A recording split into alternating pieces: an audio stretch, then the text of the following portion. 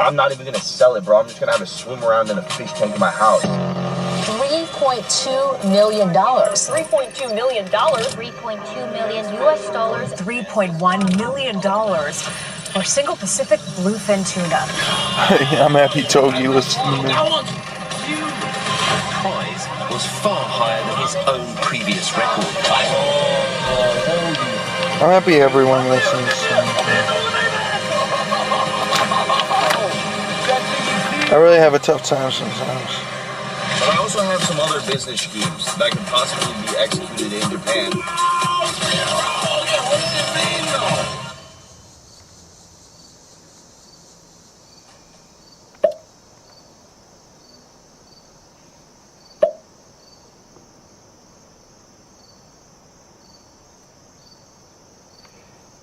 I've got pretty good reason to believe that I'm one of the best gamblers on the planet. You know, if you've been watching my past videos and follow me on all my other platforms, you guys know that between soccer and sponsorships, I'm up about $6 million in the last 2 months. Boom! Holy, get the phone down!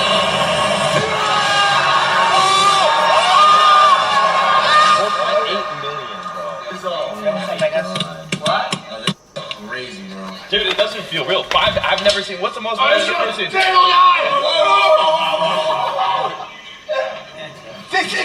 And that's pretty good, and it's dope. Life is good. I am extremely grateful and blessed for that opportunity, but I will admit, sometimes it does feel like I have a slightly higher calling or higher potential. I got these big dreams, and sometimes it feels like there's more out there for me than, you know, always picking what soccer team is gonna win. I love gambling, but I got too many schemes to be focused on what I've already conquered. That being gambling. I've already conquered gambling. I make tens of millions of dollars in that industry. It's just like, I don't know. I'm ready for the next. For example, my most recent inspiration is I saw this guy on TikTok. He caught a tuna. This Japanese motherfucker caught a tuna. It sold for $3 million.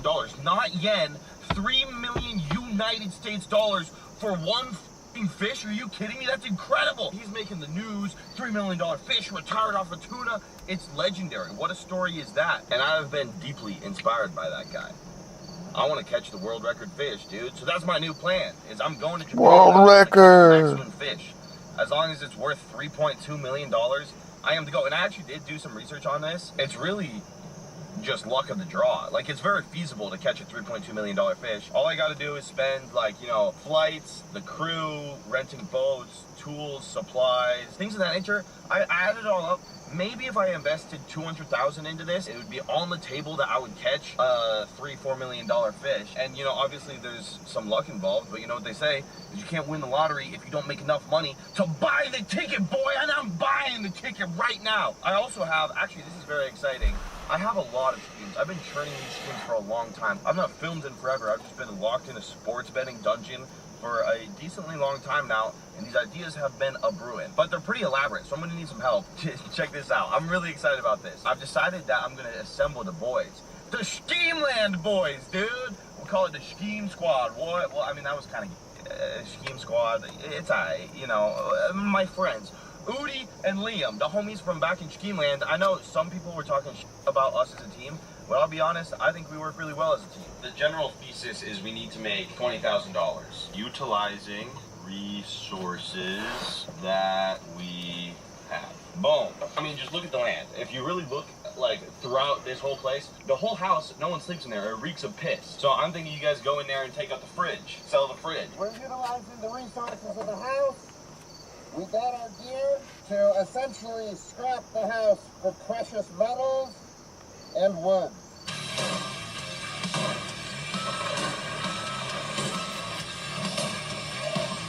What a great video. Through the power of hard work and friendship, I think we can do anything. And I really, truly, genuinely believe that. For all of you guys that are like super committed to this. It is a 4-hour video, so.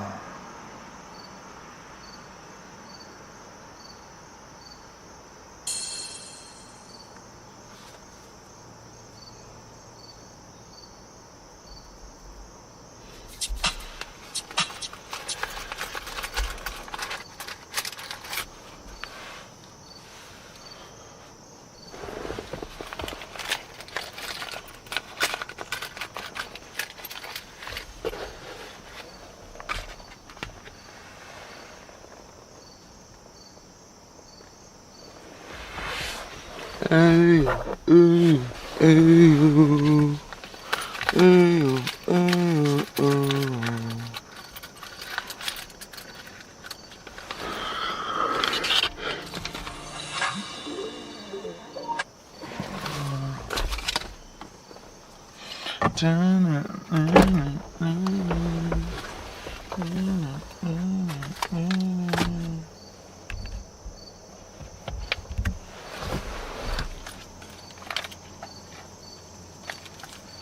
Here we go.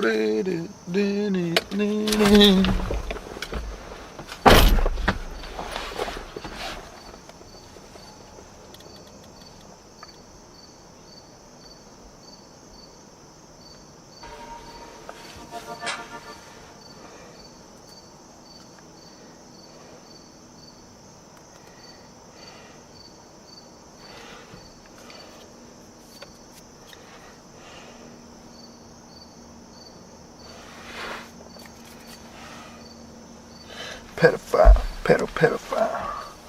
pedophile, pedophile.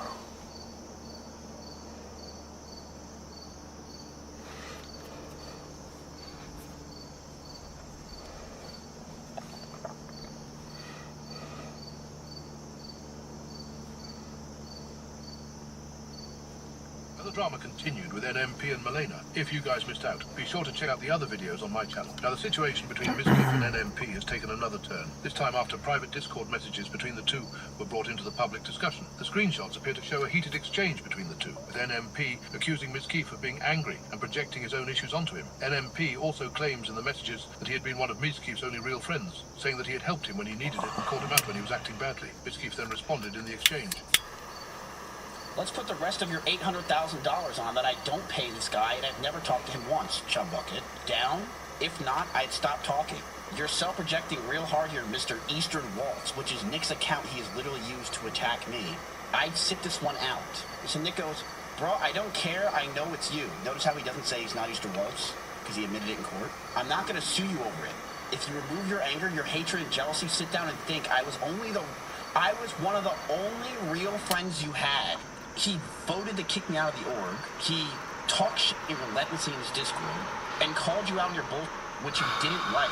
He didn't really like what the actual. It's okay though, because I remember the Prime Miz. I'm sure you remember Prime Malena too when she was 15. You know, Nick says I don't have it. I mean, there it is right there. He says he misses Prime Miz. I mean, there you go. That's Prime Miz right there. Don't know what to tell you this. Because remember, I'm in a lawsuit with OTK. I would love for it to come out that I'm not that Chumbuck account, and Nick is a piece of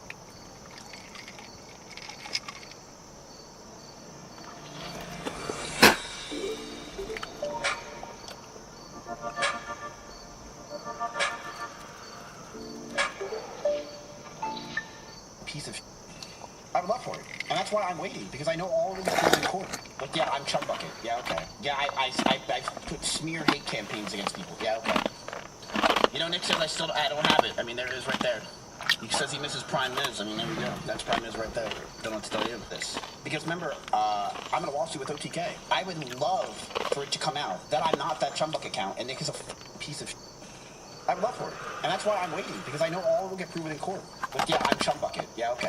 Yeah, I put smear hate campaigns against people. Yeah, okay. Well, that situation has taken another turn after leaked Discord messages between NMP and Mizkif began circulating, giving viewers a much closer look at the hostility between the two. The messages show the two going back and forth over accusations involving online accounts, money and their history as former friends. NMP accused Mizkif of putting more effort into paying Twitter accounts to attack him than into creating content, while Mizkif pushed back and accused NMP of repeatedly talking about him and portraying him negatively. Mizkif also told NMP that he was never his enemy, and that he had previously tried to call him out because he believed NMP wasn't listening to the people around him. NMP then responded by saying he wasn't going to sue Mizkif, and told him to put aside his anger, hatred, and jealousy. He reminded Mizkif that he considered himself one of his only real friends, claiming that he had helped him when he needed it, and called him out when he believed he was acting badly. NMP finished by saying that he chose to remember the Prime Miz, rather than what Mizkif had allegedly become. Mizkif then fired back with a comment that immediately caught people's attention, referencing Malena and saying, I'm sure you remember Prime Malena too when she was 15. That screenshot quickly spread because it appeared alongside the wider discussion surrounding Malena, her court testimony, and the renewed scrutiny surrounding her her past relationship with NMP,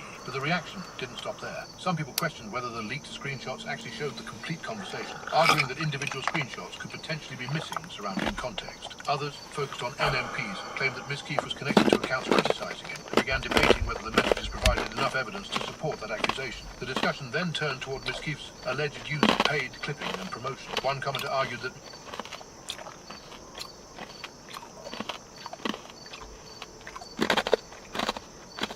Keefe showing he had never spoken to the account on X didn't prove that he wasn't communicating with the person elsewhere, pointing out that Discord could also be used. Miss Keefe then responded directly to that criticism. Rather than denying that he paid people to promote his content, Miss Keefe sarcastically embraced the accusation, saying he was apparently an innovator because he paid people to post clips about him and his life. But he added an important distinction. According to Miss Keefe, he had given the people he paid several paragraphs of instructions telling them not to lie about anything, because they wouldn't be paid if they did. He then sarcastically asked whether that made him an innovator, comparing the situation to the idea of paying clippers to creators content. If you put half as much effort into content rather than paying Twitter accounts to slander me, you'd probably have more than 800 real viewers to rub together. This dude is insane. Like, he literally thinks I think about him ever. I never think about him. Yet he somehow is my schizo. Like, is this not schizophrenic, him thinking I'm always thinking or talking about him? I don't think about you, Nick. Most people don't. I never did anything to you, little pup, besides call you out on your view botting. Yeah, okay. Then you assaulted me. Yeah, okay, buddy. I never was your enemy, and if you actually listened, you probably wouldn't be in the situation you are in now. In other news, Asmongold is now openly considering leaving Twitch. The streamer has raised concerns over Twitch's enforcement after recently finding himself worried about potentially being banned again. For Asmongold, the issue isn't simply about one particular suspension or moderation decision. He says he feels there's a bigger problem with how Twitch's terms of service are being enforced, arguing that enforcement can sometimes feel inconsistent depending on the circumstances. Here's Asmongold's full-depth response. You know, I'm going to try, like, I hope I don't get banned again. I don't think what I said was bannable. I don't think that I said anything wrong. I don't think I was wrong, but you know, again, I don't really want to get banned, but if I do, you know, I'll probably just, I'm thinking about just moving over and streaming on another platform entirely. Right now, I know a lot of you guys really like Twitch, and people like watching on Twitch, etc. It's the biggest live stream platform right now. But, you know, obviously times change, right? And, you know, if I have to make a decision between, like, keeping it real versus maintaining a terms of service that's being circumstantially enforced, I'm going to be keeping it real, right? I'm going to, or at least my version of it, right? This is what I think the world is the way I look at things. So yeah, that's really it. I don't want to have to make that decision, but you know, if it comes down to it, that's what I'm going to do. And you know, in Twitch, yeah, we've got Rumble, we've got Kick, we've got YouTube even, right? I like you said Rumble first. Complications, but you know, overall, I would say all of these different, you know, like grasses. He wants that Rumble deal. 3 yards are all better than Twitch. And so, you know, Twitch is it's a nice place. I've streamed on it for 10 years. I'm attached to Twitch. I like Twitch. I care about Twitch. But, you know, like all things do come to an end eventually. And, you know, hopefully that doesn't happen. But obviously with the 2 weeks, I've had to clearly consider it, So, yeah. Twitch is popular because streamers like you who are afraid to move, you care about what Twitch used to be. Yeah, you're right. I mean, no, that's totally a fair criticism. I think you're totally right. I think that, yeah, I mean, if there were more people that didn't have, you know, if Twitch didn't have the first mover advantage, etc., then I think that you'd have a very different dynamic of what's going on.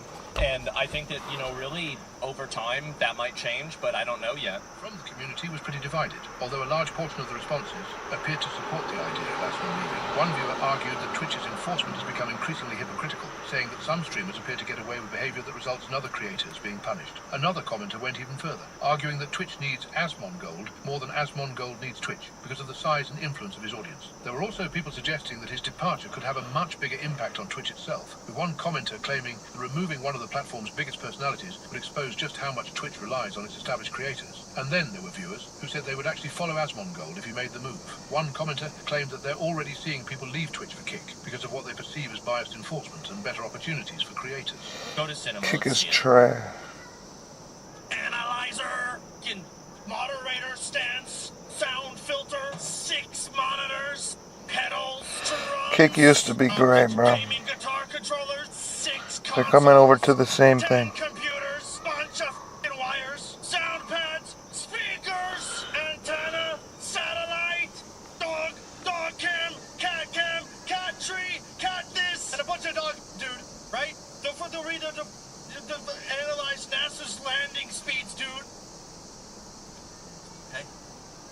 Not bad.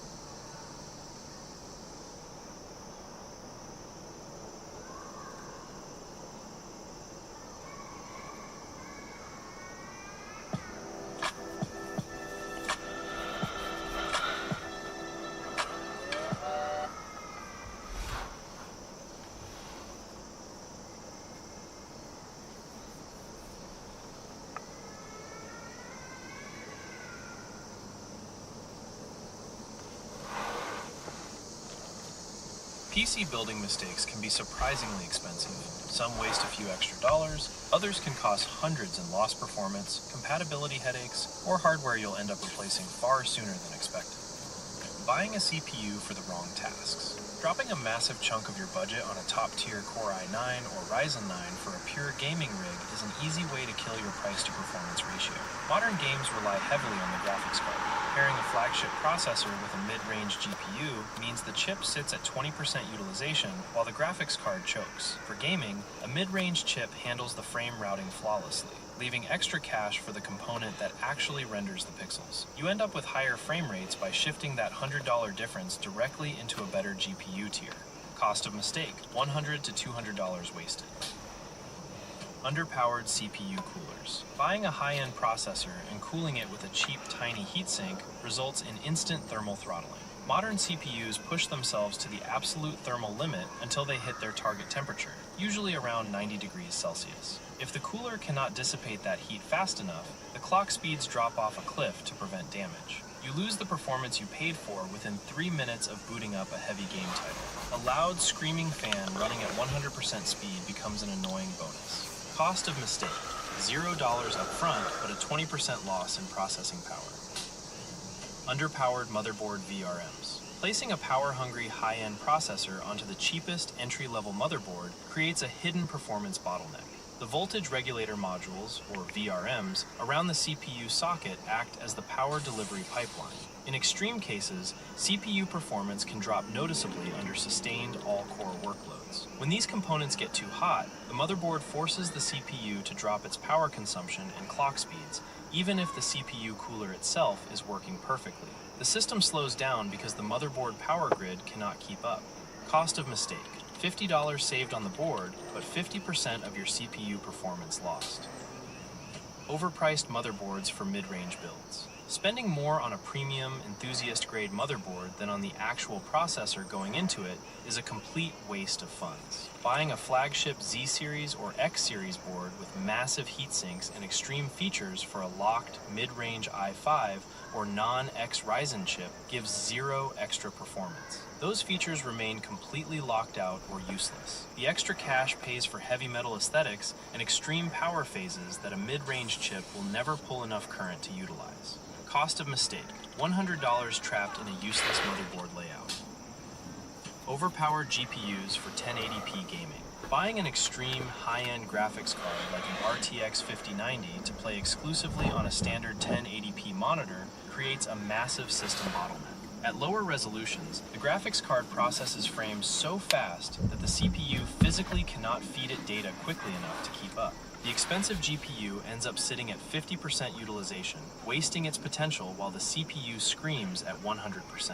Unless the goal is competitive esports at 500 frames per second, pairing a high-end card with a low-resolution monitor is just burning money without seeing the visual benefit. Cost of mistake, $300 to $500 overpaid for performance trapped in a resolution bottleneck. Weak GPUs for 4K displays. Pairing a beautiful, pixel-dense 4K monitor with a budget or lower mid-range graphics card makes modern gaming unplayable. 4K resolution requires rendering 4 times the amount of pixels as standard 1080p, demanding massive graphical horsepower and video memory. A weak card will struggle to deliver a stable 30 frames per second in modern titles without turning the visual settings down to absolute minimum. Trying to fix this by lowering the game's internal resolution to 1080p on a 4K display results in a blurry, heavily pixelated image due to poor display scaling. Cost of mistake, a choppy, unplayable 20 frames per second or a completely blurry, upscaled image.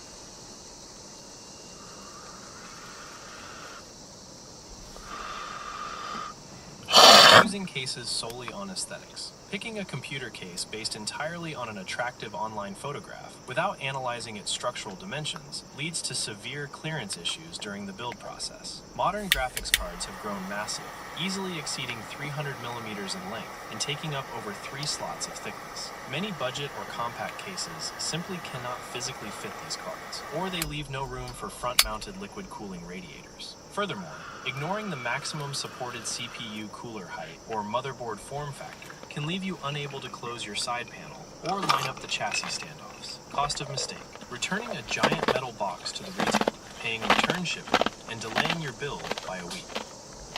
Populating 4 slots of DDR5 memory. Buying a 4-stick kit of DDR5 RAM or buying 2 separate dual-channel kits to fill all 4 slots on a motherboard can cause system instability. The internal memory controllers on modern processors struggle immensely with the high electrical load of 4 high-speed DDR5 modules. To maintain stability, the system will automatically force the memory to run at much lower base speeds, often dropping an advertised 6000 MHz kit down to 4800 or even lower. For DDR5, sticking to a clean 2-stick configuration is essential for reaching advertised speeds. Cost of mistake: $0 out of pocket, but a massive 20% drop in memory bandwidth and random system crashes.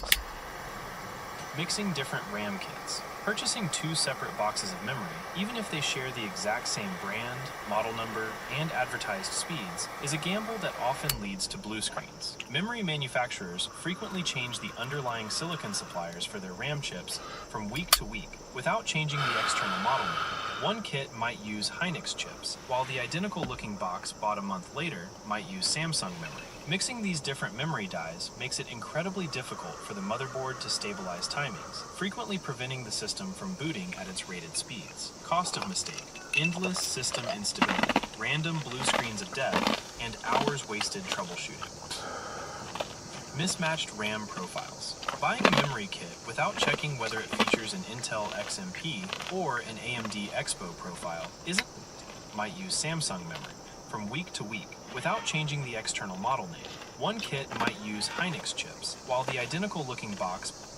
Mixing different RAM kits. Purchasing 2 separate boxes of memory, even if they share the exact same brand, model number, and advertised speeds, is a gamble that often leads to blue screens. Memory manufacturers frequently change the underlying silicon suppliers for their RAM chips from week to week without changing the external model name. One kit might use Hynix chips, while the identical-looking box bought a month later might use Samsung memory. Mixing these different memory dies makes it incredibly difficult for the motherboard to stabilize timings, frequently preventing the system from booting at its rated speeds. Cost of mistake: endless system instability, random blue screens of death, and hours wasted troubleshooting.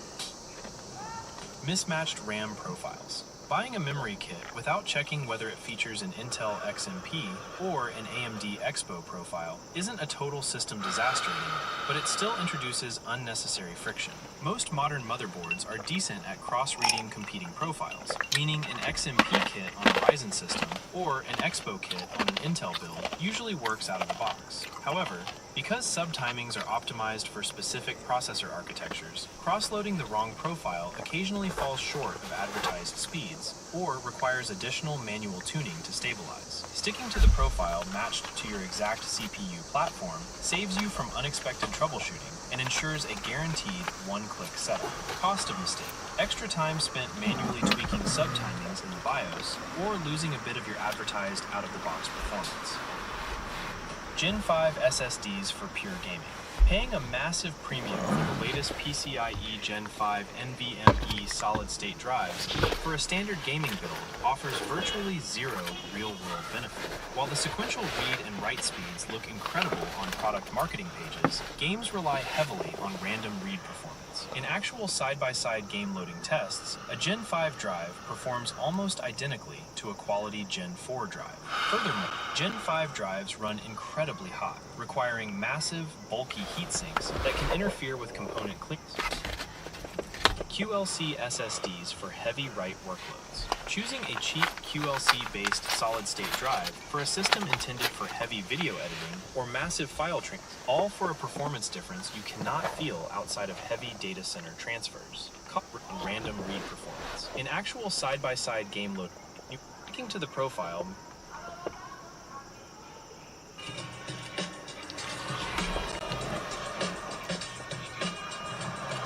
matched to your exact CPU platform saves you from unexpected troubleshooting and ensures a guaranteed one-click setup. Cost of mistake. Extra time spent manually tweaking subtimings in the BIOS or losing a bit of your advertised out-of-the-box performance. Gen 5 SSDs for pure gaming. Paying a massive premium for the latest PCIe Gen 5 NVMe solid-state drives for a standard gaming build offers virtually zero real-world benefit. While the sequential read and write speeds look incredible on product marketing pages, games rely heavily on random read performance. In actual side-by-side game loading tests, a Gen 5 drive performs almost identically to a quality Gen 4 drive. Furthermore, Gen 5 drives run incredibly hot, requiring massive, bulky heat sinks that can interfere with component clearance, all for a performance difference you cannot feel outside of heavy data center transfers. Cost of mistake. $100 extra spent for 0 seconds saved on loading screens. QLC SSDs for heavy write workloads. Choosing a cheap QLC-based solid-state drive for a system intended for heavy video editing or massive file transfers is a major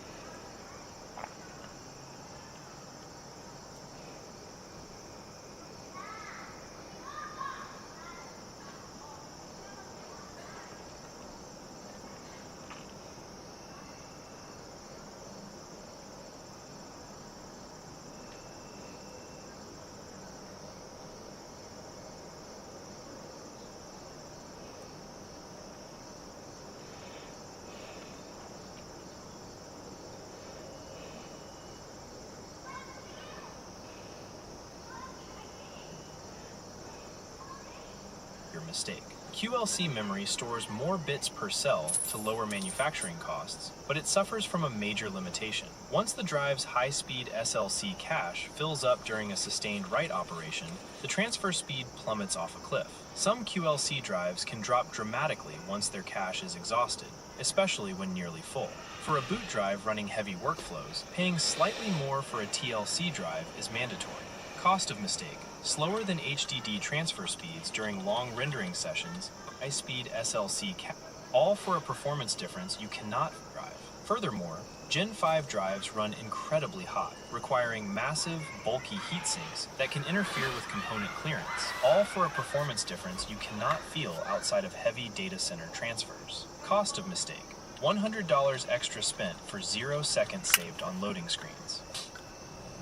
QLC SSDs for heavy write workloads. Choosing a cheap QLC-based solid-state drive for a system intended for heavy video editing or massive file transfers is a major mistake.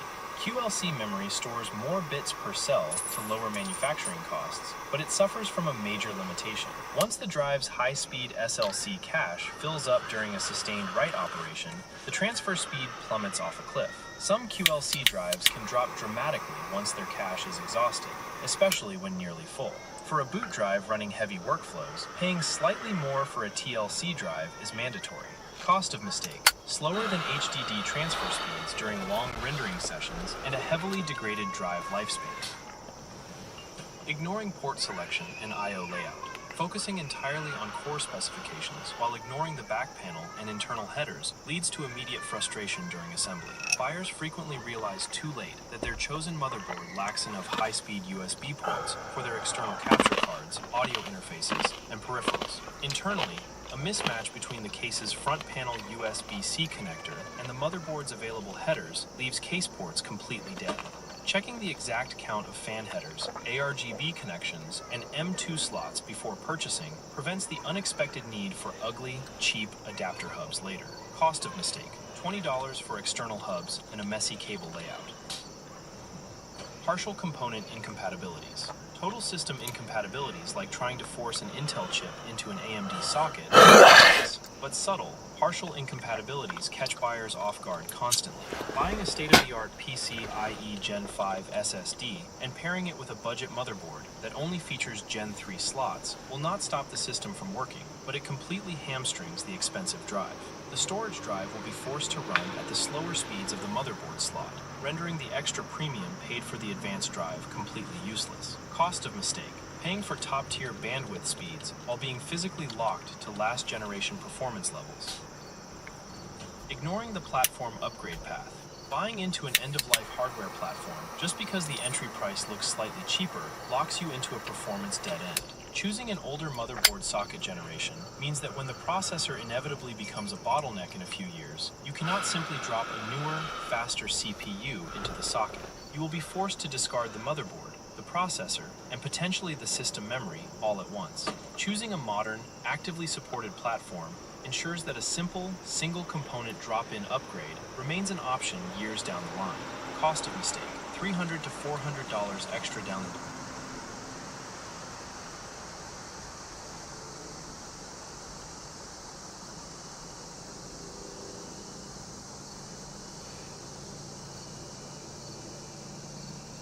When a simple CPU swap requires a full system rebuild.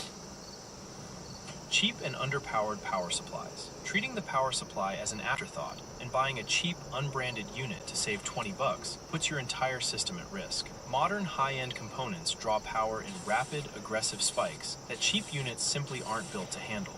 A low-quality power supply lacks the internal filtering, high-grade capacitors, and safety protections required to manage sudden load shifts, risking a catastrophic hardware failure. When a bottom-tier unit blows, it rarely dies alone. It frequently sends a high-voltage surge straight through the cables, frying the motherboard, processor, and graphics card simultaneously. Cost of mistake. The literal destruction of your entire $2,000 PC from a single cheap component.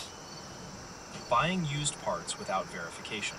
Purchasing pre-owned hardware from online marketplaces without a transferable warranty or a method for live verification is a massive financial risk. Graphics cards used heavily in industrial mining environments can suffer from degraded memory chips or dried out, cracked thermal interface materials that cause instant overheating. Buying a used component without seeing it pass a rigorous stress test right in front of you means risking buying a component that crashes the moment it enters a heavy gaming workload.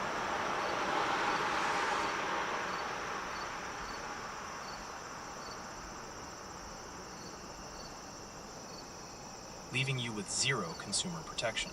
Cost of mistake. Hundreds of dollars lost on a dying component with zero warranty protection. Shady third-party marketplace sellers. Clicking the buy button on major retail sites without checking who is actually shipping the item exposes you directly to counterfeits and scams. Rogue third-party sellers set up temporary storefronts on major platforms, offering high-end graphics cards at hundreds of dollars below the standard market rate. Unsuspecting buyers frequently receive a box filled with literal metal bolts to match the shipping weight, or an ancient, decade-old graphics card with a modified internal BIOS that falsely reports itself as a modern chip to the operating system. Always verify that the item says shipped and sold by a reputable retailer. Cost of mistake. Losing hundreds of dollars instantly and entering a grueling, multi-week customer support dispute trying to get a refund. Have you ever made any of these mistakes? Let me know in the comments, and if this video helped you avoid one, drop a like and subscribe for more PC guides.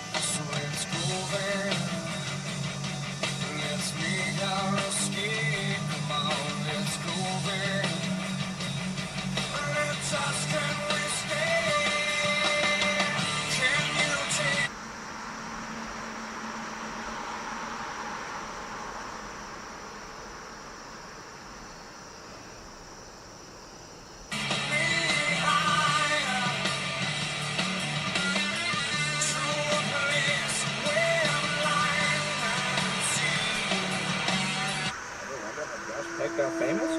Oui.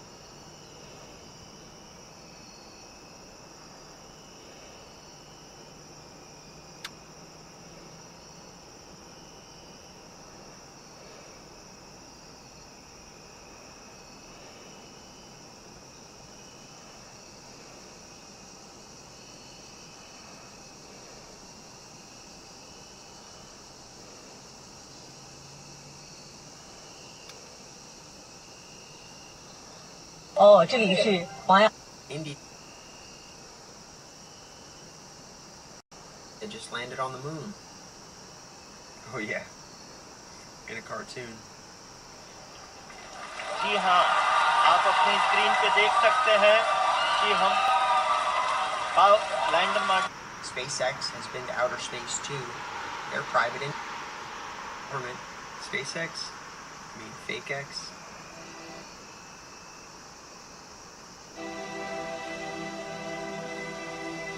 Well, when NASA goes back to the moon, you won't be able to deny it anymore. Hope they pick up their guy. What guy? The guy who stayed behind to film them leaving the last time? 3, 2, 1. Runway, Houston. Vector good. X-side. Good over. Vector, you have good thrust.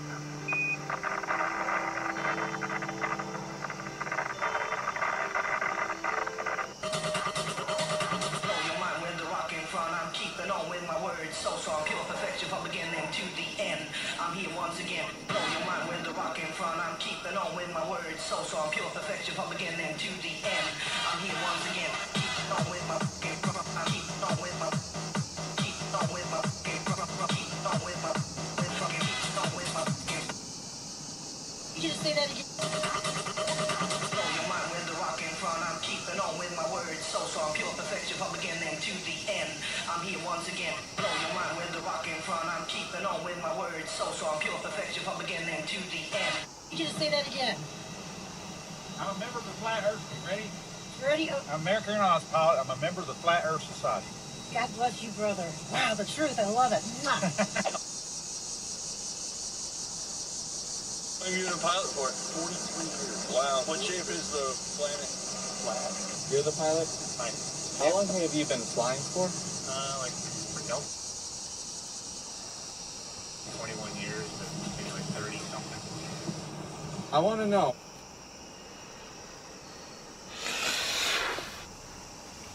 Earth is flat, son. You just say that again. I'm a member of the Flat Earth. Ready? Ready? I'm American Aeronautics pilot. I'm a member of the Flat Earth Society.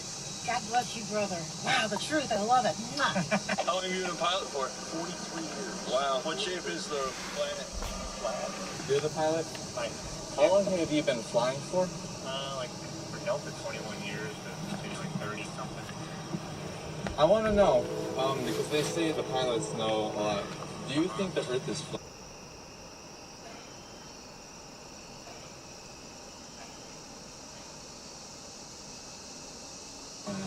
I know it's flat. You know it's flat? The world is flat.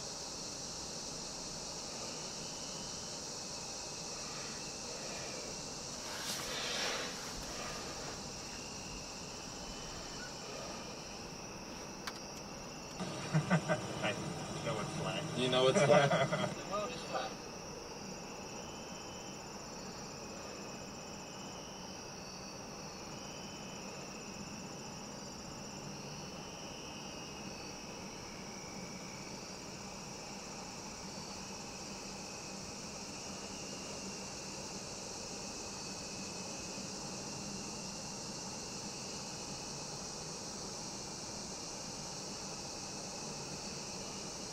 Confirm. And ice wall? What's beyond the ice wall? You get to that and you go down, and then gravity works. Hey guys, there's something I want to bring up today. You know how they put a little bit of truth inside TV shows and movies? Well, before Disclosure Day, there was Gumpy's Close Encounter. A green clay boy is driving with his horse when a silver craft appears. He floats offboard. No invitation, no warning. But inside, calm beings explain the situation. Their planet's DNA has been ruined by radiation. They're going extinct. They need genetic samples from Earth's kind. Gumpy agrees, and the cell is delivered to Professor Cap's lab by the extraterrestrial. An old woman needs the professor's help to charge her car's battery. The professor had something else in mind, though. He wanted to test it on her car. What's crazy is that it actually worked. But then, two negative forces are detected outside the building. The oil corporation's already moving in to seize the advanced technology, bury it, and keep the secret locked away so the old energy order never collapses. That's the episode. DNA for free energy. radiation-damaged extraterrestrials, clean power that would end overnight, and the quiet arrival of the very forces that have always stood between humanity and the gifts offered from the stars. Whitley Strieber's Communion had just been published. The energy crisis and environmental anxiety were everywhere, and here it is.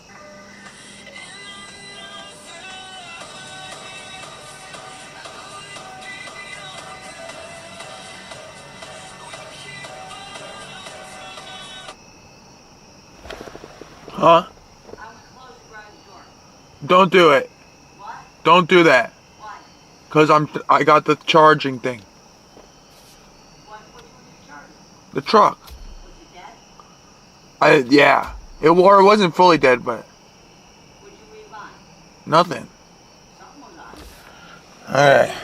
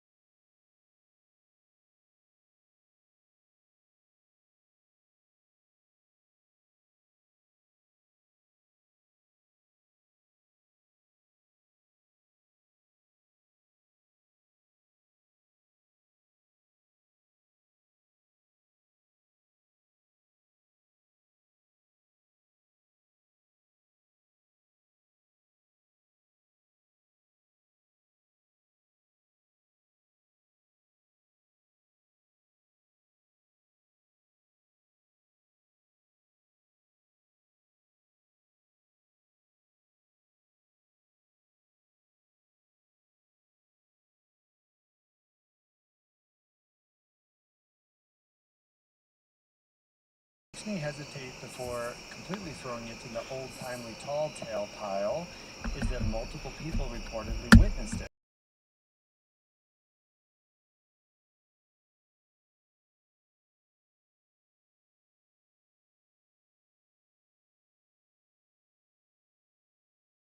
That's cool. Some Netanyahu.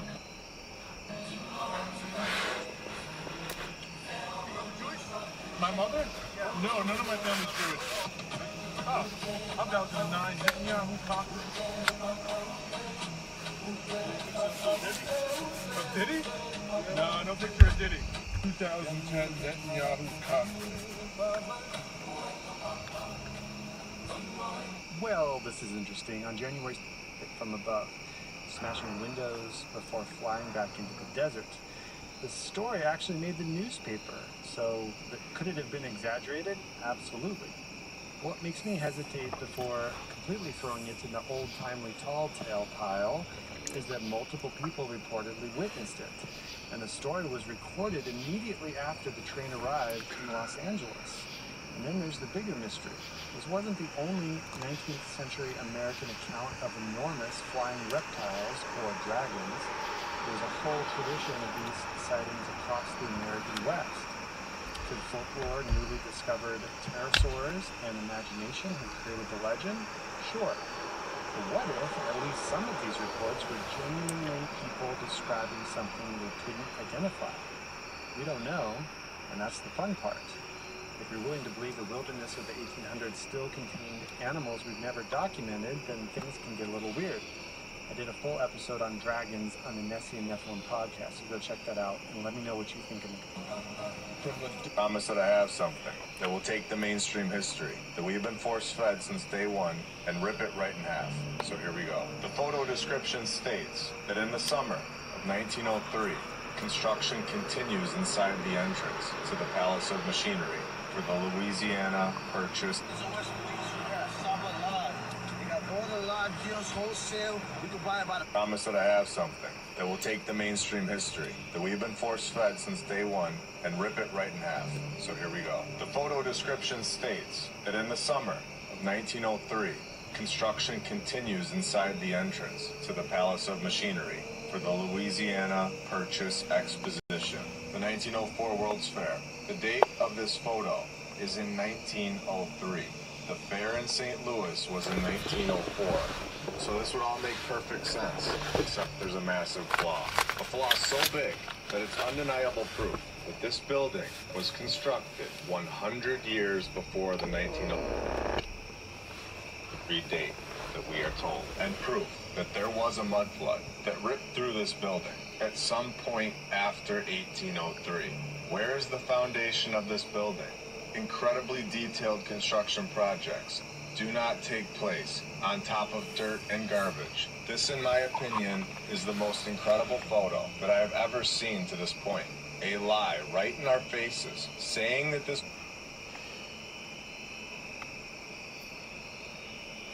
was being built in 1903, when we have multiple dates of 1803, time-stamped right on the building, multiple times. Not only that, but you can see that the mud flood damaged the bottom of this building here. The mud came after the construction, not before. And I want to make that point very clear. This is a cleanup project, 100%. After this World's Fair, they knocked these buildings down. Not because they were pathetic, but because they held dates that do not fit in our mainstream timeline and architecture that we cannot reproduce today. It's incredible. I've been talking to many people, engineers, construction workers, architects, and more about this photo. They are telling me that this is undeniable proof, and at this point, there isn't an excuse in the book that can save the mainstream history. It's time for everyone to wake up to the nonsense that we have all been force-fed to believe. There are a lot of hidden photos that I'm about to share, and they no longer have to be buried deep in the archives. And for the beginning of these photos, I want to focus on the main theme. The theme being that the building is completed, and they are simply putting scaffolding around the building. In my opinion, they are painting these buildings white so that they look brand new, when in reality, they are old and from the past civilization. Here we are told is the government building in the Philippine Exposition. We can zoom in on these guys, and of course they're not doing anything productive. You would think that they could build a better ladder compared to what they supposedly built right next to them. And again, let's switch over to this one, where we are told that this is a construction photo when it's clearly completed. The only construction going on here is the scaffolding. Again and again. People just standing there looking so odd. And it almost looks like they just have a kid here. I mean, look at the detail on top of the columns. It's unbelievable. And I believe that I was promised that I have something that will take the mainstream history. They are telling me that this is undeniable proof. And at this point, there isn't an excuse in the book that could save the mainstream history. It's time for everyone to wake up to the nonsense that we have all been force-fed to believe.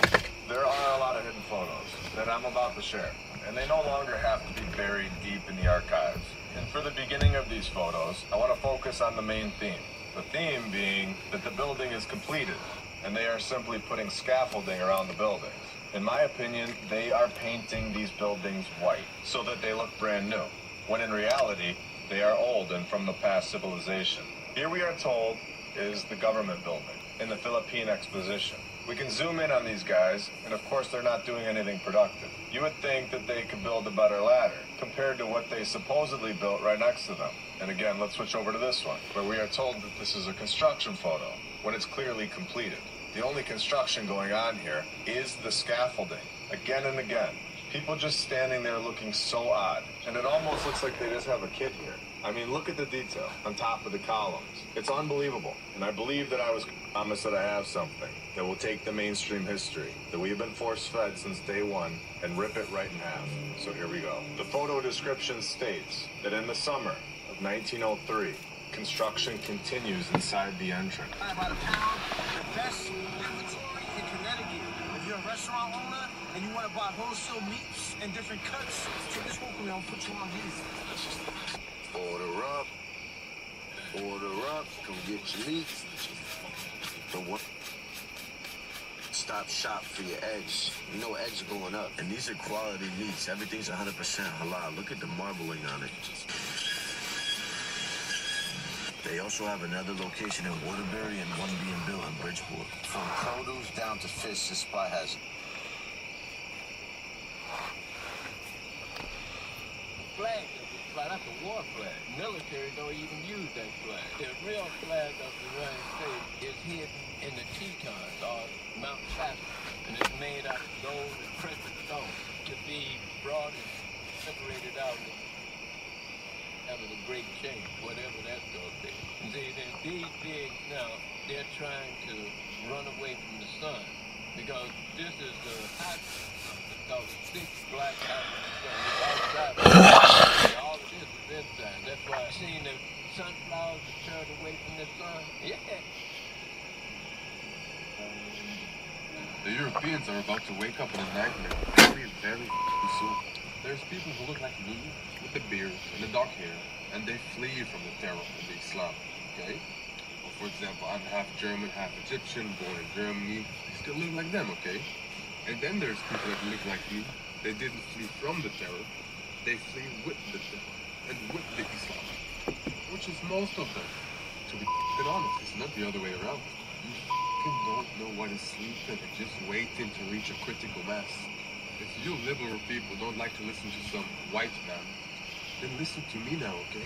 Because I'm telling you, because I know how these people are. I've been there. I've lived there for a year. They hate you. And you will wake up in a f***ing nightmare. In a f***ing nightmare. And a certain point is reached. They call it the critical mass. In terms of, birth rate and all this stuff. You will not be able to defend yourself anymore. I mean, sadly, the white man has been psyoped into believing that masculinity is a bad thing and they should all just be weak and have a lot of emotions and soft and all this stuff. And on the other hand, you have all these very aggressive people coming in. They don't accept your culture. They don't accept your religion. They don't accept your women's rights. They don't accept anything of this. They want to erase it. They want to erase you. You're blind to see. You're blind to see that, man. Believe me, this is gonna be a nightmare. A bloody f***ing nightmare. Wake the f*** up.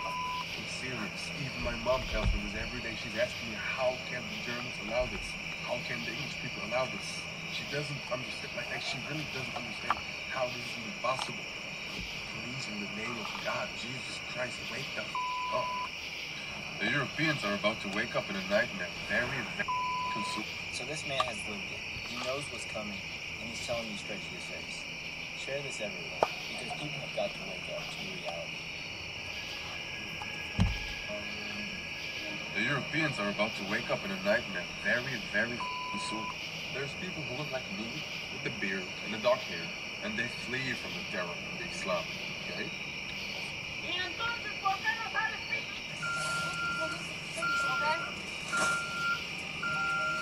I don't know if that other car's going to try to dip in. The other car's going to help.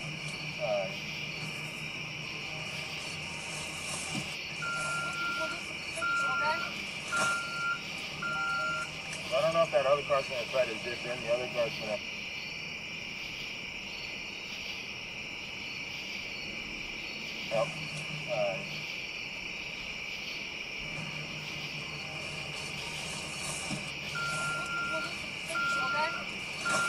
Did we just get our first official intel on these guys? Check this out. I don't want to tell this fucking story. My neighbor insists that I do, so we went to Tractor Supply and we got some snake stopper. And we came back to the house, so I'm putting some around my house.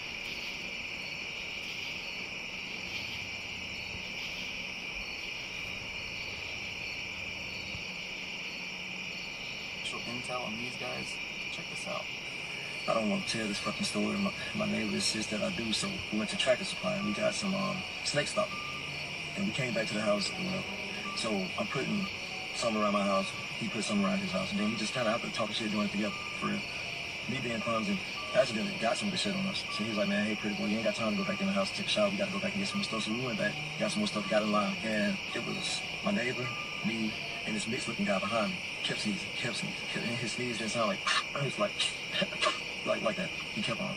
And so my neighbor was like, man, yo, something weird going on with the guy behind. He sneezed again, and I turned around like, this part of his face, coming from his nose, across this way, turned scary. His eye had a slit, but the slit wasn't up and down, it slipped sideways. The cashier see that shit, she runs to the back. We get our stuff, we go out. He came on outside. He was like, yo, fellas, please don't tell anybody about this. I'm just like y'all, man. I'm just trying to live here. I'm just trying to make a living like you.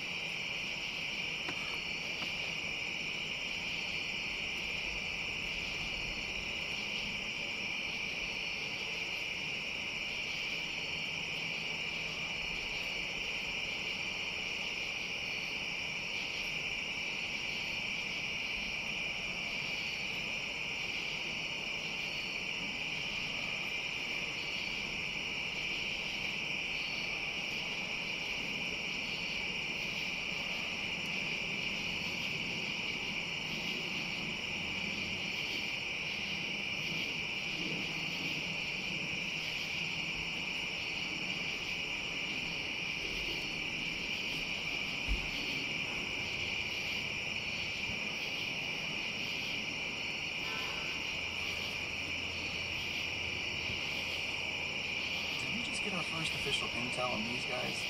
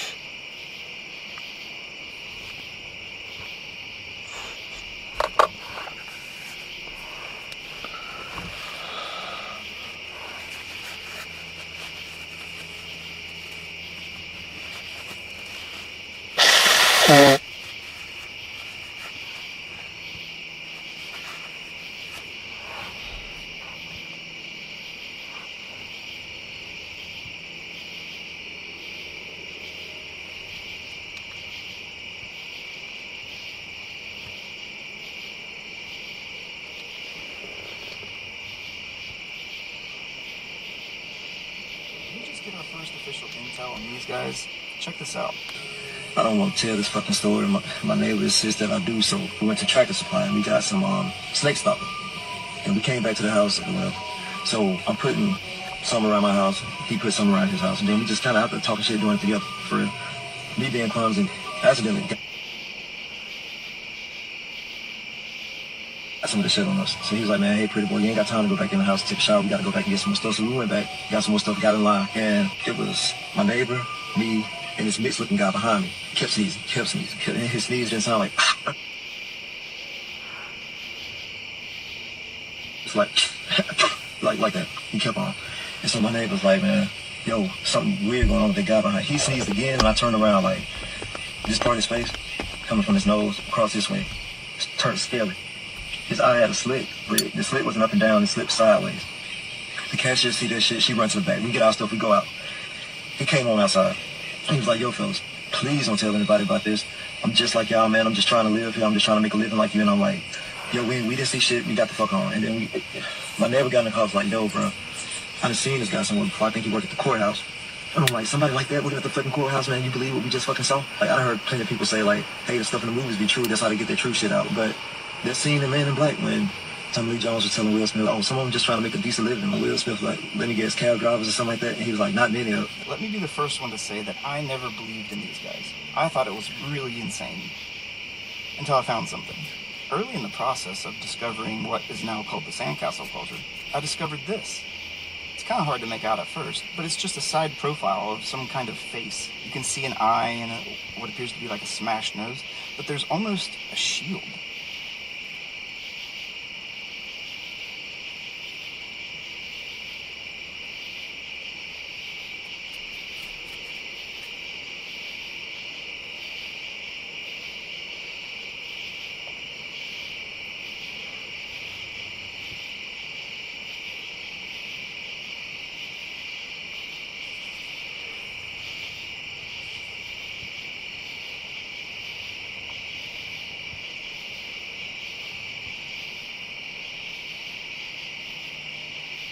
Graf Zeppelin compiled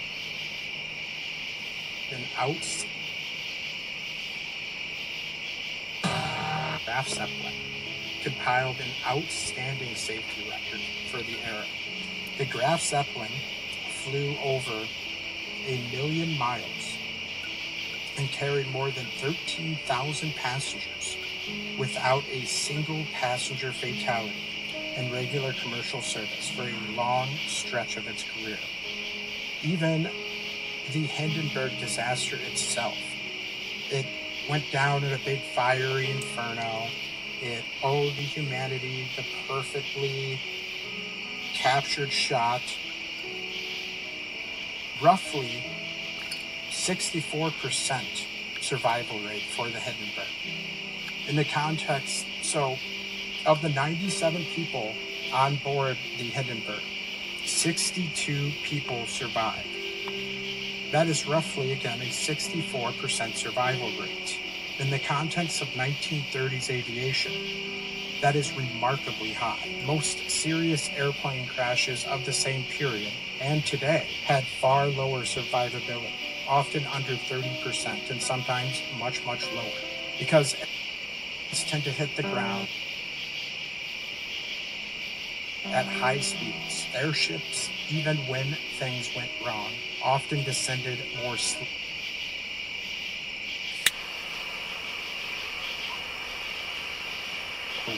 People had time to jump, to climb down ropes, or to ride sections of the ship down.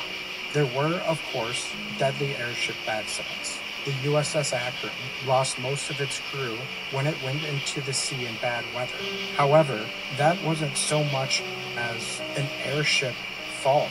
That was a bad piloting error. That was a bad captain decision. But the overall survivability profile of airships in that period was significantly better than that of contemporary fixed-wing aircraft. Graf Zeppelin compiled an outstanding safety record for the era. The Graf Zeppelin flew over 1 million miles. Did we just get our first official intel on these guys? Turned scaly. His eye had a slit, but the slit wasn't up and down, it slipped sideways. The cashier see that shit, she runs to the back. We get our stuff, we go out. He came on outside. He was like, yo, fellas, please don't tell anybody about this. I'm just like y'all, man. I'm just trying to live here. I'm just trying to make a living like you. And I'm like, yo, we didn't see shit. We got the fuck on. And then my neighbor got in the car, was like, yo, bro, I done seen this guy somewhere before. I think he worked at the courthouse. And I'm like, somebody like that working at the freaking courthouse, man, you believe what we just fucking saw? Like, I heard plenty of people say, like, hey, the stuff in the movies be true. That's how they get their true shit out. But that scene in Man in Black, man, Tommy Lee Jones was telling Will Smith, oh, someone just trying to make a decent living. And Will Smith, like, let me guess, cab drivers or something like that. And he was like, no. Like, let me guess, cab drivers or something like that. And he was like, not many of them. Let me be the first one to say that I never believed in these guys. I thought it was really insane. Until I found something. Early in the process of discovering what is now called the sandcastle culture, I discovered this. It's kind of hard to make out at first, but it's just a side profile of some kind of face. You can see an eye and what appears to be like a smashed nose, but there's almost a shield on the forehead. I didn't know what it meant, and really, a lot of time went by before I ever had any idea. But then, scrolling Instagram, and I see this photo. And what stood out to me, I mean, immediately, let me be honest, like, as soon as I saw it, I was like, stupid. But I noticed that shield shape on his forehead. And if I've ever seen a picture that would be convincing, it would be this one. It's a pretty damn convincing photo. It looks real. But that shield shape on his forehead, that seemed to match a carving in the middle of nowhere, West Virginia. Well, that's a pretty fantastic coincidence. Discovery, a lot more revelations have come. And it's clear that there was a world culture, really twice. And it seems that who is responsible, well, I guess it's these guys. As much as I hate it, and as much as it disgusts me, and I don't want it to be true, the more time goes on, it seems... If I had to recommend my absolute favorite camera, it would definitely be the Nikon Z8. This is one of Nikon's most powerful professional flagships. It packs a 45.7 MP stack sensor. This book was printed in 1619, and it's a commentary on the apocalypse, John's book called Revelation. Of course, it contains some pretty epic plates, as you might imagine. In fact, quite a few of them, as well as multiple pages of discourse on the number of the beast, which is the infamous 666 that we've all heard of, and a section on Armageddon, which is now pretty much understood as an event, right? The Battle of Armageddon. But really it's a place, Har Megiddo, the mountains of Megiddo. And it also includes a map of the 7 churches in Asia to which John initially wrote this letter. This book was printed in 1619, and it's a commentary on the apocalypse, John's book called Revelation. Of course, it contains some pretty epic plates, as you might imagine. In fact, quite a few of them, as well as multiple pages of discourse on the number of the beast, which is the infamous 666 that we've all heard of, and a section on Armageddon. Satanic panic is the one thing the boomers weren't crazy.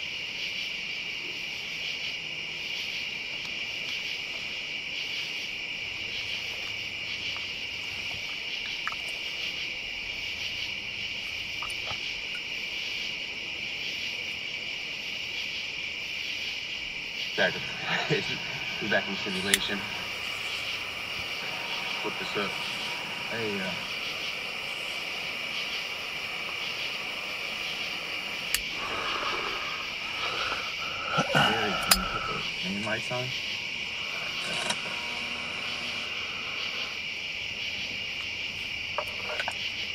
This is it. We're back in simulation. Flip this up. Hey, Gary, can you put the main lights on?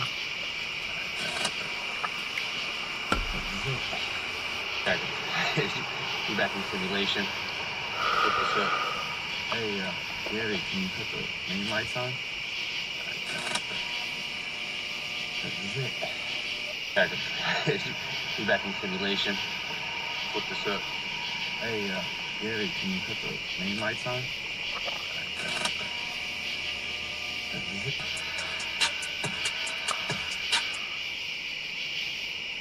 Chick right here just deleted her video because she was scared people were gonna copy her and she would lose money, but I screen recorded the video. I'm scared to show this because what? I like Twitch and copying and trying to make it so much harder for me, but I just have to show you what I found, but I might delete this later. Learn the secret where you just go to TikTok shop and find like a viral product.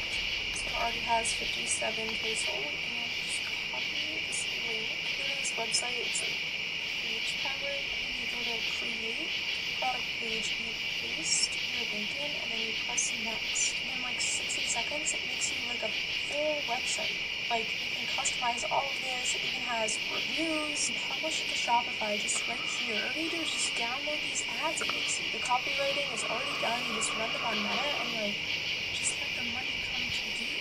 This chick right here just deleted her video.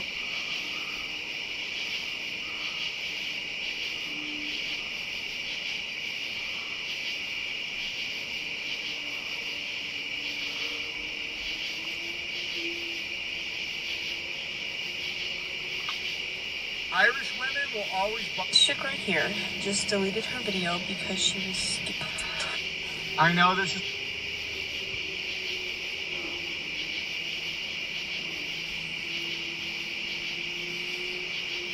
Excuse me.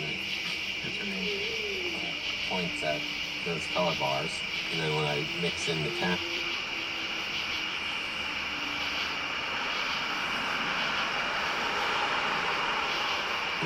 Image more, it starts to bleed out like that. That's when you get that effect. Like that.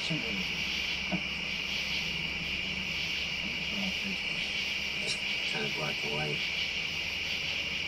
Then do the thing, kind of like stack the effects on top of each other, and then bleed it out into the color. Like that.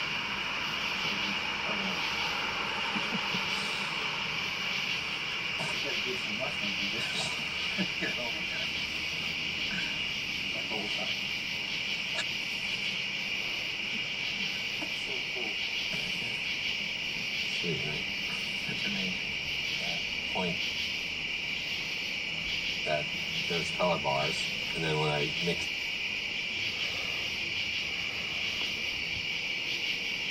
There's little warlocks in St. Pete. Hold on, let me get the card. Hold on. So, I just went to what is disguised as a family magic theater. Those guys are warlocks. And they think they're funny. Like, those guys are actual magic, and they're just like they're just playing. Like, they're just like playing like they're just a magic family. Like, oh, just a magic tricks and stuff.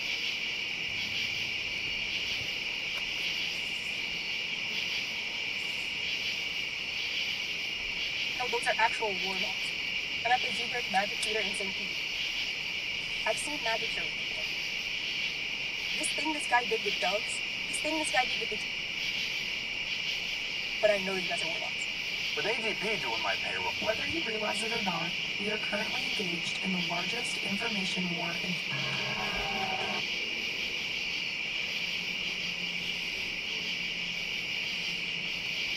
I don't even know what can be said at this point.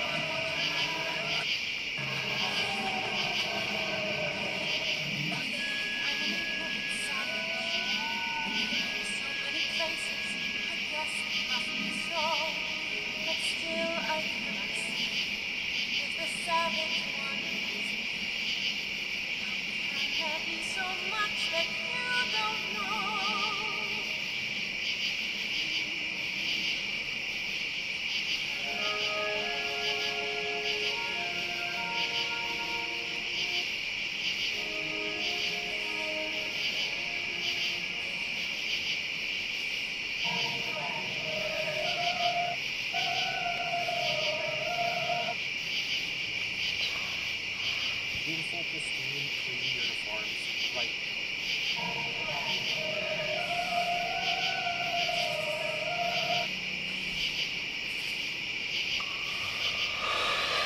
amazing.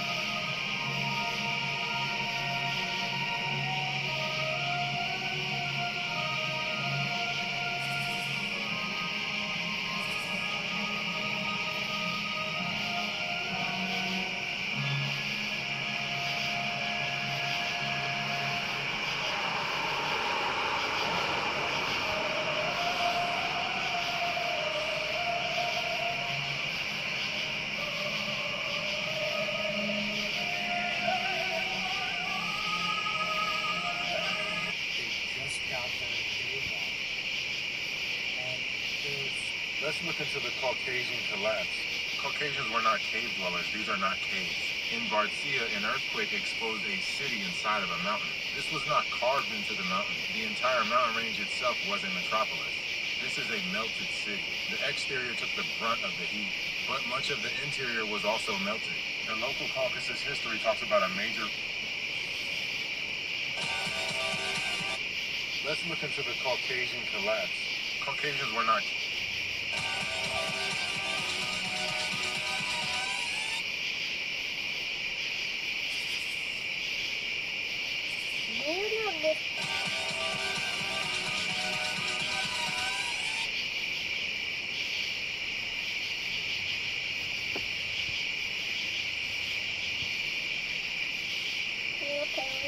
I flew to Ethiopia, visit the most dangerous check.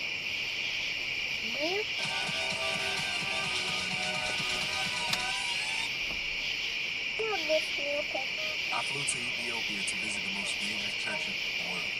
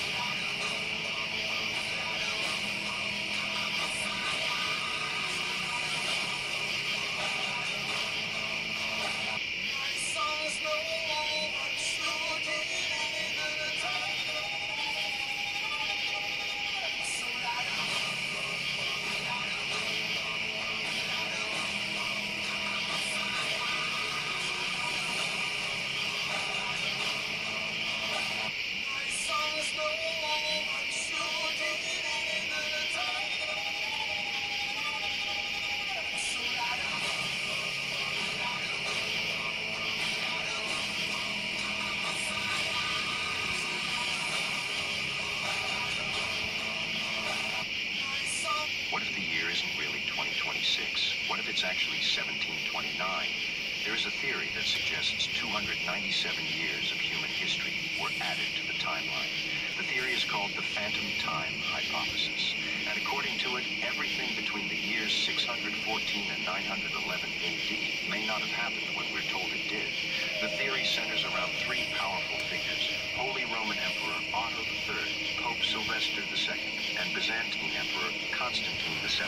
The idea is that the calendar was manipulated to place their own era around the symbolic year 1000 AD, helping legitimize their rule and rewriting history in the process.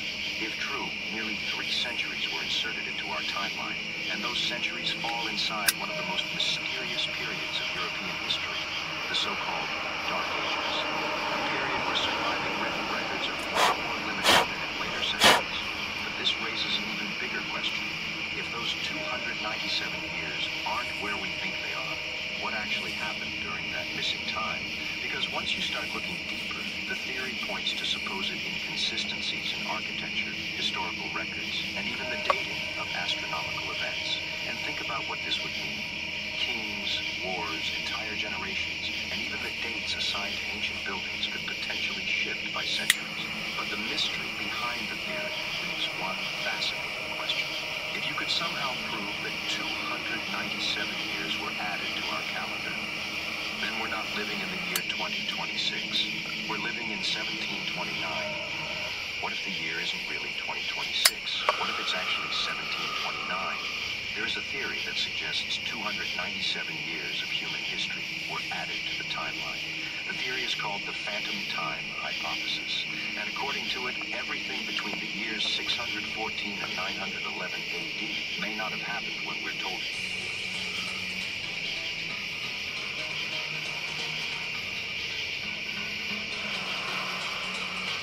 Is it even American?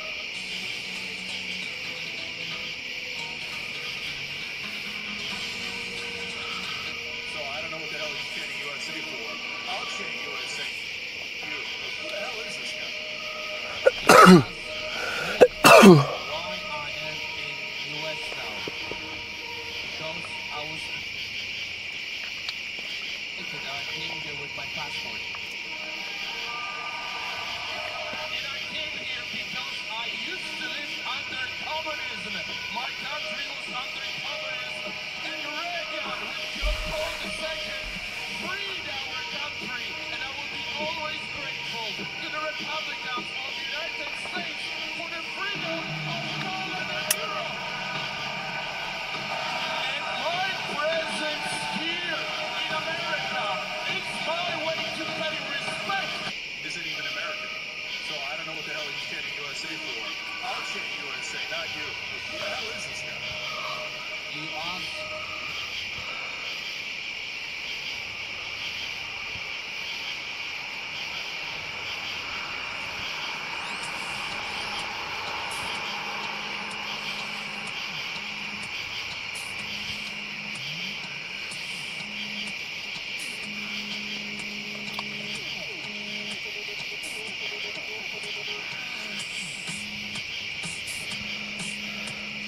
Now I start to pray in His name.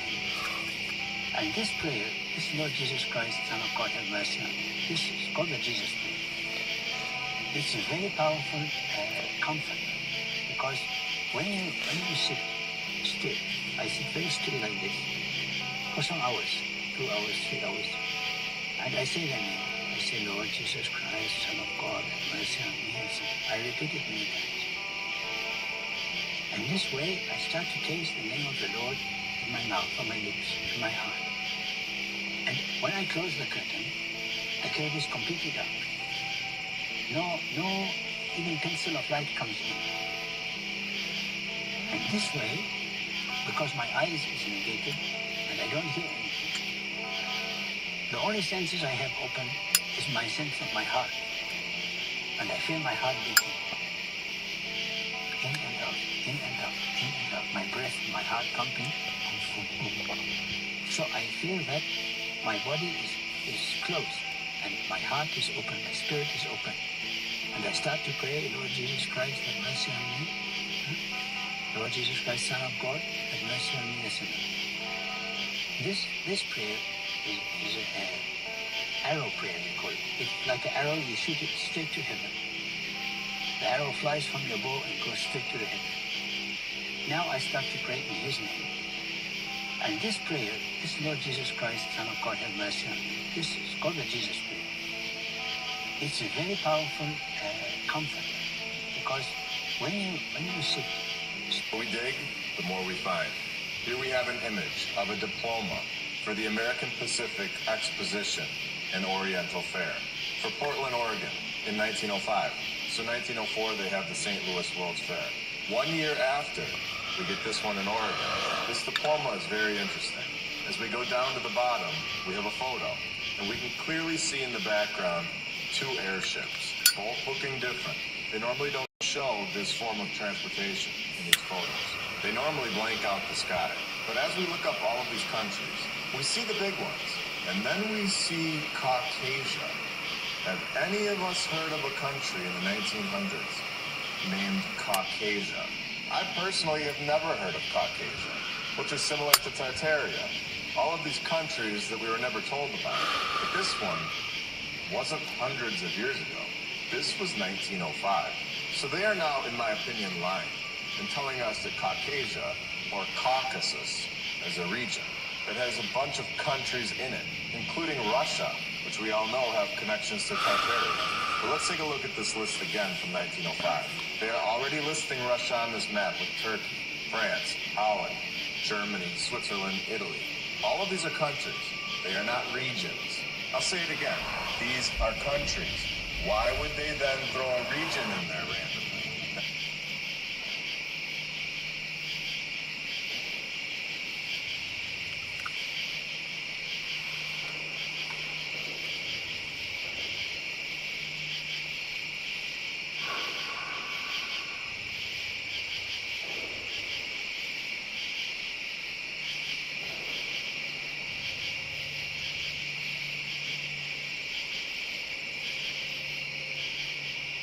Doesn't make any sense.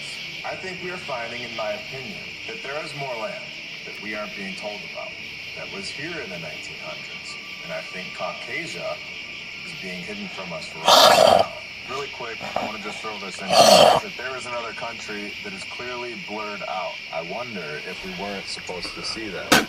So we were given a photo with the airships in the background in the sky. So I went digging and found this photo from 1905, World's Fair in Oregon, showing more airships. And since I haven't really covered this topic yet on this channel, in my opinion, and a few others, this form of travel was all over the place. It wasn't just created in the 1800s, and the Hindenburg event was used as a scare tactic to make these airships look faulty, removing this free energy form of transportation technology out of our lives. Do you really think that they put a gas in these airships that would be so incredibly flammable and fly them over massive cities? Or does it make more sense that this Hindenburg event was a planned event to get rid of this free form of travel and wipe it from the history books? Here we have a photo of one of these airships sitting in between the 2 spires of the old world building. You can see that they use these spires to electrically charge these airships, and this was common knowledge. And in the very next photo, we dig, the more we find. Here we have an image of a diploma. We dig, the more we find. Here we have an image of a diploma for the American Pacific Exposition and Oriental. Here's this California book club finally. Thousands of Muslims saw Mother Mary appear in the Coptic Orthodox Church of St. Mary in Zaytun, Cairo, Egypt, and many of them converted. This is by far the most documented miracle of our time, and the first people to actually witness her were the Muslim workers working across the street from the church. One of them, by the name of Farouk Muhammad Atwa, actually thought it was a woman on the roof trying to jump off, so he contacted authorities to get her help. It gets even crazier. This guy, Farouk Muhammad, had a gangrenous finger that was scheduled to be amputated, and after he pointed his finger at the luminous figure above the church, the next day his finger miraculously healed. Doctors reported it no longer needed surgery. This resulted in the whole country of Egypt and the whole area of Zaytun going into immediate investigations. Surely this was some kind of hoax.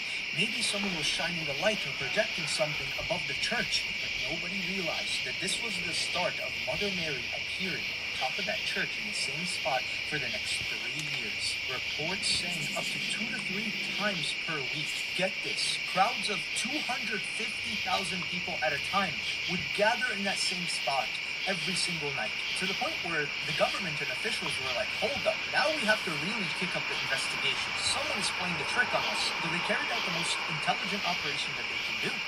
Cut out all the electricity in the area of Zaytun. This way, if someone was projecting something, we'd find out. But still, she was there.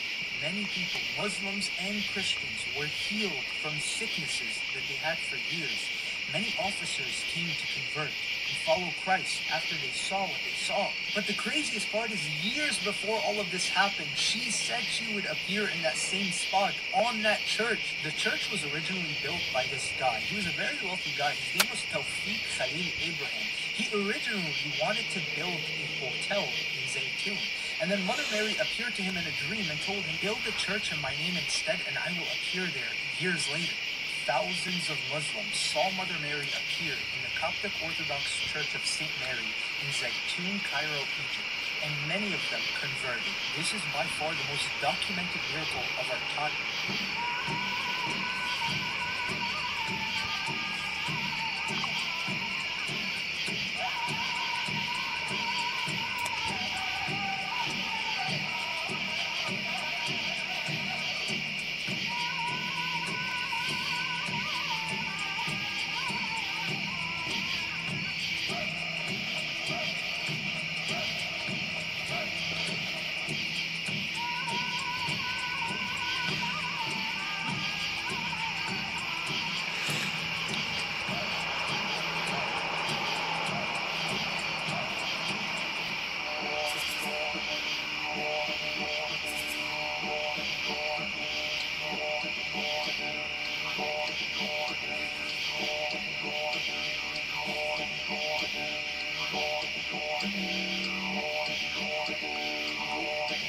Golden Gate Bridge ritual is approaching. Alex Soros tweeted in front of the Golden Gate Bridge. 128 code.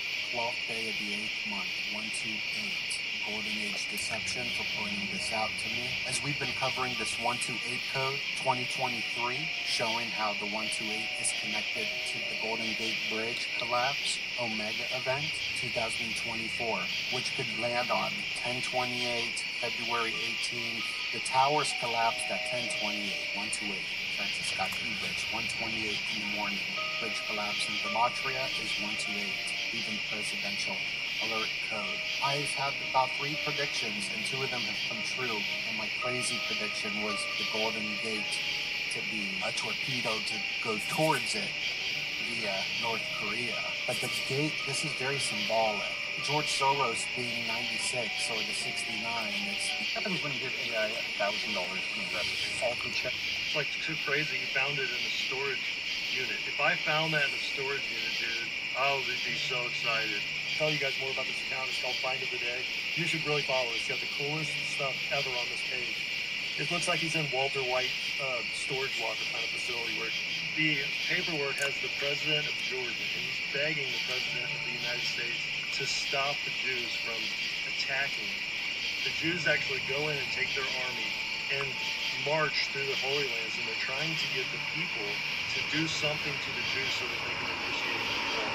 They said everybody was going to attack Israel, so they went and wiped out Egypt's entire air force and started the 6-day war. And this paperwork actually shows the beginning of that. It's like too crazy. He found it in the storage unit. I'm a man. You're a bad man. I'm the son of Sam. Come on down. Call us the air hunters. No, we fuck wild. I got way up in the baby. Money on the couch. Get a new fan. Got a new $100,000 couch. Pull up, got some more money. And a 2-liter. The pipe organ is the biggest instrument in the world, but some pipe organs are the actual biggest instrument in the world. We're here at the Cadet Chapel in West Point with what is the largest organ in the House of Worship. Yes, that's what we call it. Shall we fire it up? Sure. It's a little while. What?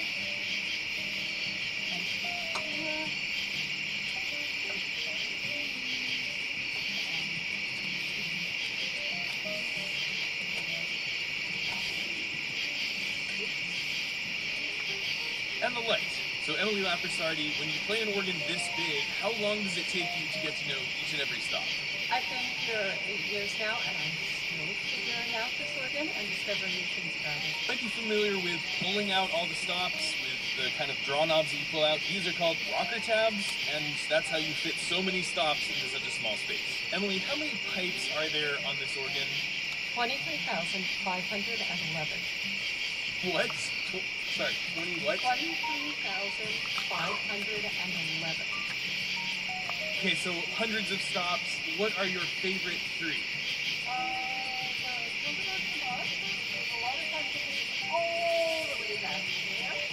So that's it back there.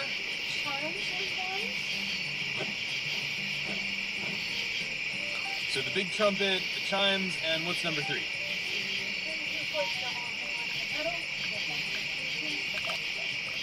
The pipe organ is the biggest instrument in the world, but some pipe organs are the actual biggest instrument in the world. We're here at the Cadet Chapel at West Point with what is the largest organ in the House of Worship. Yes, that's what we call it. Shall we fire it up?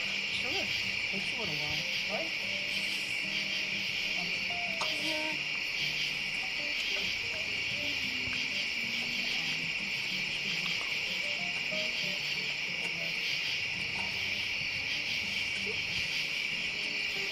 And the light.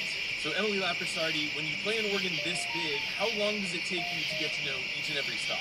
I've been here 8 years now, and I'm still figuring out this organ and discovering new things about it. Might be familiar with pulling out all the stops with the kind of draw knobs that you pull out. These are called rocker tabs, and that's how you fit so many stops into such a small space. Emily, how many pipes are there on this organ?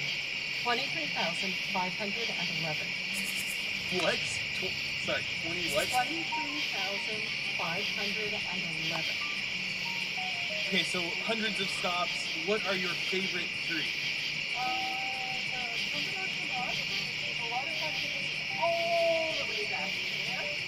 So that's it back there.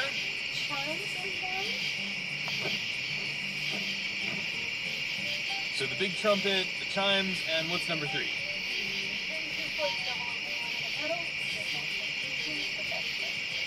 The pipe organ is the biggest. The pipe, trumpet, the chimes, and what's number three?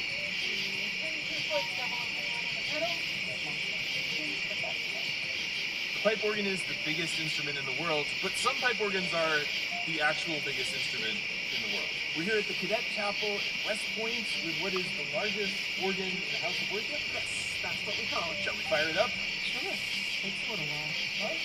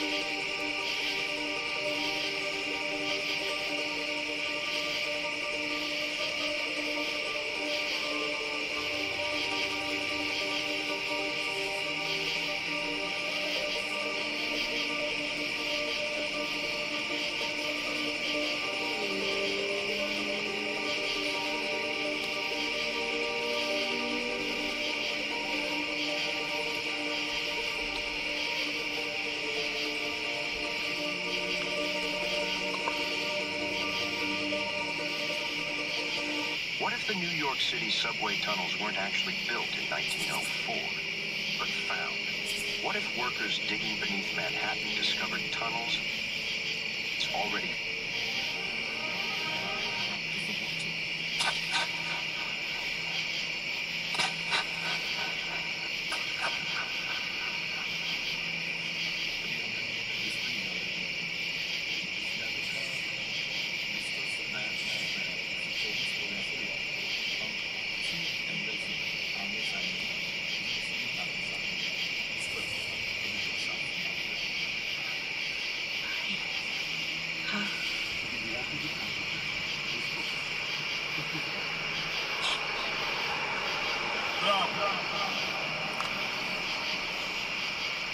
Allah. Jesus.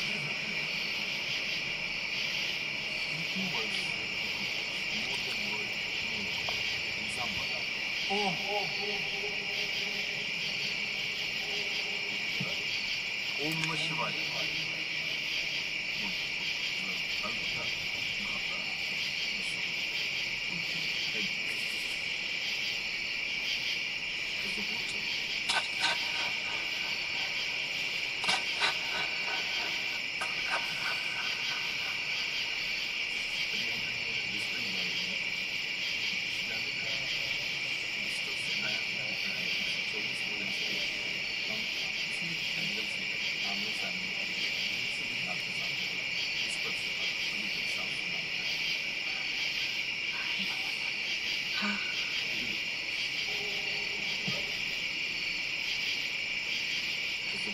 A car fell off a cliff into the archaeological site of Marais in Peru. Luckily, no one was hurt. A car fell off a cliff into the archaeological site of Marais in Peru. Luckily, no one was hurt. But it did distract from something even crazier. A long-range drone was flown deep into the Atacama Desert and found this. A 2,500-year-old geoglyph that's going to make your geometry and history teacher want to quit the job. Context. These are not the geoglyphs that Nazca is famous for, the pictures of the animals and stuff. You've probably seen those, but what's rarely shown are these kilometer-long lines. They're not just in flat desert, they're on top of mountains. Some with the top cut off of them. Despite this difficulty, they can only be seen from the air. There's not just a few, there's thousands in inhospitable desert, and we keep finding more. The method to create them is pretty straightforward. Scrape away the oxidized layer of desert, reveal the white vanilla texture underneath. Construction's not the problem, geometry is. You usually see the cool animals and the spirals that give off a little more primitive vibe. That fits the timeline and the culture. These don't. Why are we practicing advanced geometry in a remote part of an arid desert only visible from the sky? And you know what? I could have lived with most of these questions until I saw this guy. To the untrained eye, it is a cool-looking combination of shapes, but that is not what it is. It is 6 different geometric patterns that cannot be created without using the other patterns as a reference. It's called a geometric construction. The ancient world called this sacred geometry. It was sacred because it could be observed at any scale of the universe, which is why it was incorporated in temples from ancient Greece to ancient India, which is where things get used. Kalachakra is the advanced philosophical full spiritual framework from ancient India. And all can be constructed using this glyph from 10,000 miles away. So a little north, the pyramid of Teotihuacan can also be constructed with the glyph. Since it's a harmonic shape, you can also make it using the patterns that sound creates as it travels through water. All of that insane. If you don't know the other mysteries, like how they can bend rocks, probably by using their 30% larger cranial capacity, which we only know because they mummified their people just like in ancient Egypt. Also revered blue eyes like the entire ancient world did for some reason. They even built a bunch of pyramids too, like in Corral. Look, we know they were super smart, but none of this fits. I think it's pretty safe to say we have no idea what is going on. Rancher, a gunslinger, and a forerunner to the Nazis. The Marquis de Moret. He was a rancher,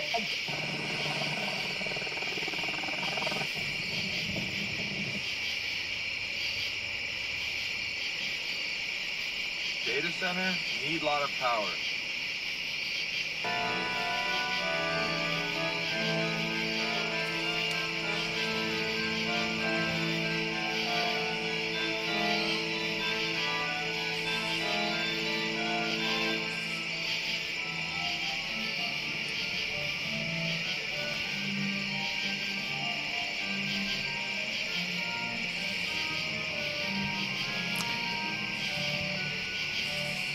Less than probably 0.1% of houses in America still have their original wood gutters. These few do. And there's no handbook for fixing them. There's no tutorial, nothing online, because nobody has them anymore. Mine have been repaired over and over for over a century by people who meant well, but every repair actually started killing them faster. One junction, they used roofing tar, that rotted. Another one, they put plastic liner, rotted. They put metal flashing over what looked like pond liner, that rotted. Rubber, perfect cutout, rotted. But the crazy part is, on all the continuous runs where it was untouched, with decades of gunk and you know, plant matter and all kinds of stuff in there, the wood underneath it was perfect. And it only failed where somebody tried to fix it. My biggest fear before I even started the restoration on the exterior, gave me anxiety for years, was like a 10-year-old fern growing right out of this junction right here. The first day I got the boom lift, I went straight for it. I had been so worried about it. I thought that whole corner of the house was done. I thought it would all be rotted. I braced for the worst, ripped the gutter off, and every single rafter tail behind it was flawless. And that's the moment where I really gained so much respect for the original builders and understood what they made here. And I started to understand how tough and good old growth redwood really is. But like I said, there's not really a tutorial how to fix these, but I came up with a plan that I think will make the gutters outlast the house itself, and I'll be posting that whole process very soon. Less than probably 0.1% of houses in America still have their original wood gutters. These two do. And there's no handbook for fixing them. There's no tutorial, nothing online, because nobody has them anymore. Mine have been repaired over and over for over a century by people who meant well, but every repair actually started killing them faster. One junction, they used roofing tar, that rotted. Another one, they put plastic liner, rotted. They put metal flashing over what looked like pond liner, that rotted. Rubber, perfect cutout, rotted. But the crazy part is, on all the continuous runs where it was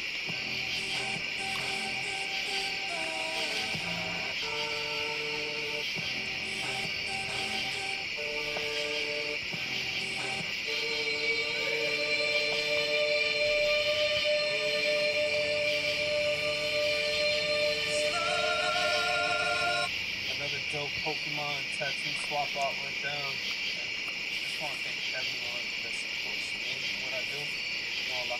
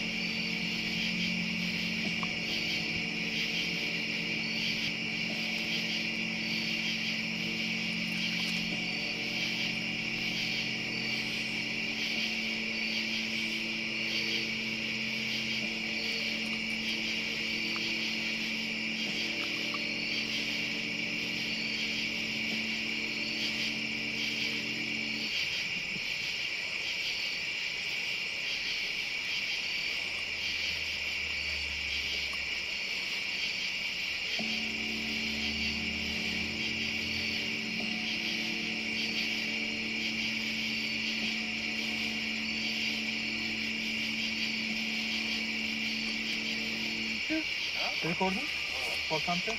I'm making content with you. It's alright? I'm shy, I don't know. No, Jack, it's okay.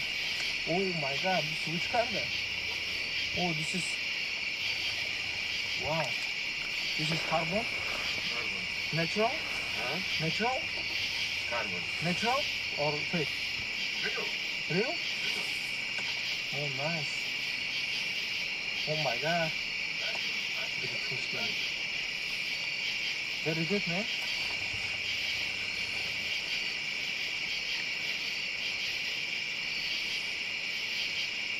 What do you wanna do this car? Nothing inside. I'm building it, Okay. It's car ready now? It's driving? Not yet. Not yet? No wires. Nothing. You doing? I'm building it. Oh yeah. Building it. More and more. Slowly. It's natural, right? Natural.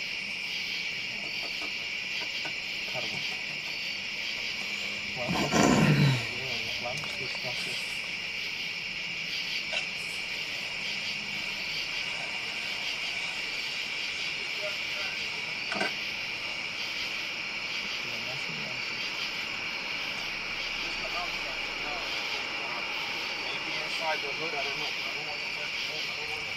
don't want to wet the motor. Like maybe, Wow. like maybe just the outside, not here, just the outside, okay? Not inside here, just like this on the outside, okay? This is new? Yeah. Engine? Yeah. How much that? This? How much you spent? 5, 10, 25, 10, 30, 30 transmission. Huh? No, they're making 10,000. It's new, right? Everything. Everything new. How much you spend this car? $70,000. Really? You doing something when finished? Drip? Straight. No drip? Drag. No. Drag 2 cars. Ah. Oh yeah? I get over there first. How many horsepower here? 1,000. 1,000? When ready, can I sit with you the one day? Yeah. You gotta take care of me with the price. How much you gonna charge me? This small car. I'm gonna get the content. This is my fucking content. When ready?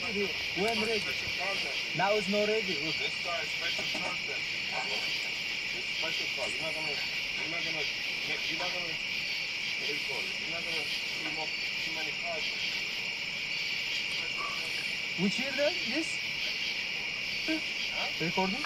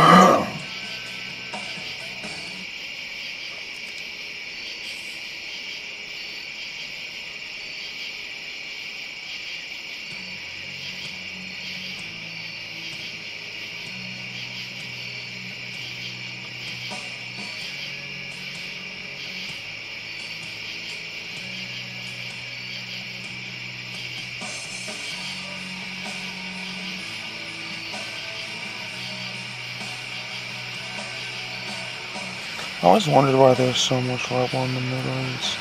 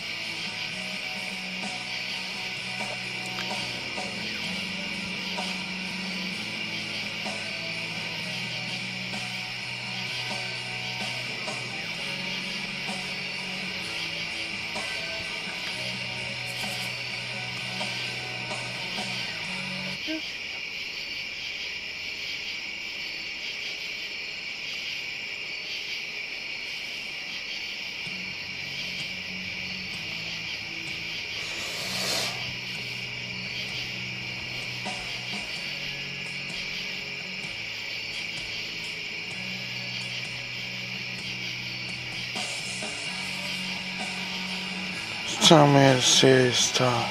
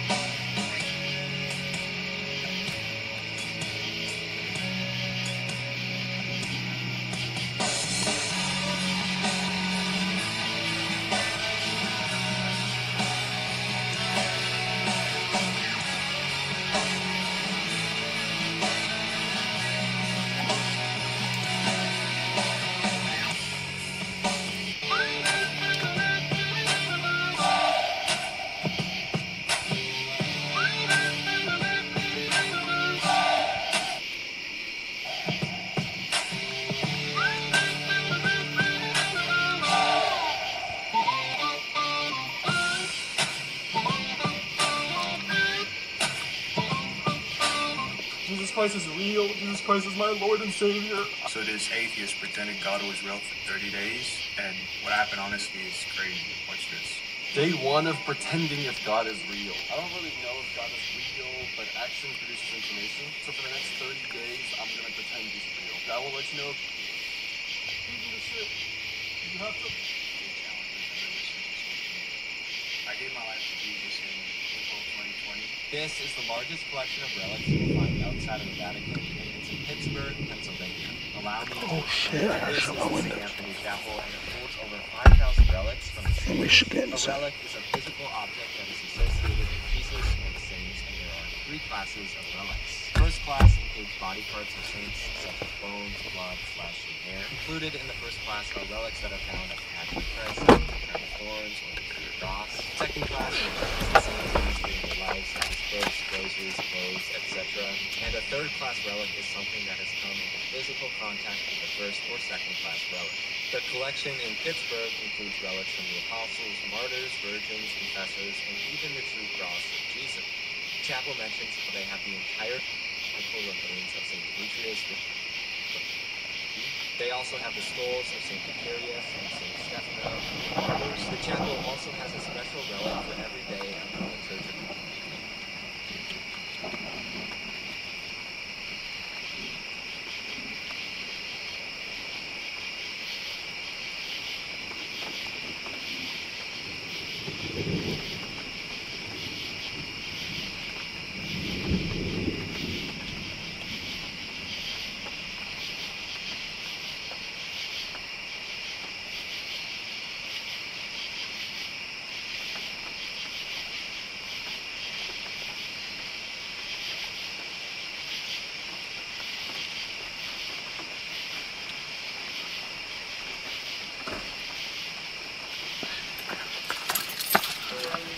Restart.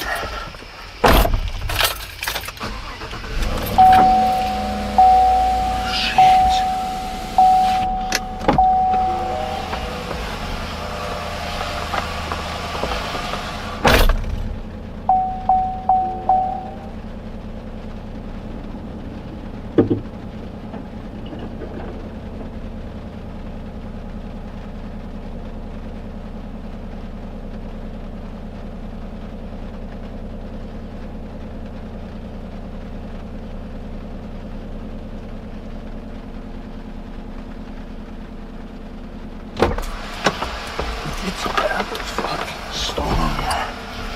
Oh shit. Oh shit, oh shit, shit.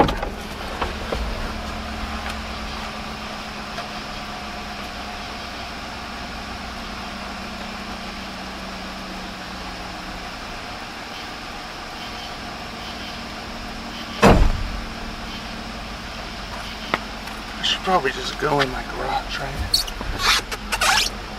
I gotta let the truck charge up a bit more.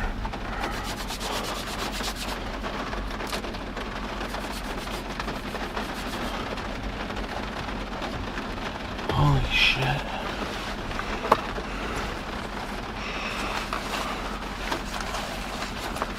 I think I might just go in the garage. Seems like the logical move. There's a big storm coming. I can just feel it.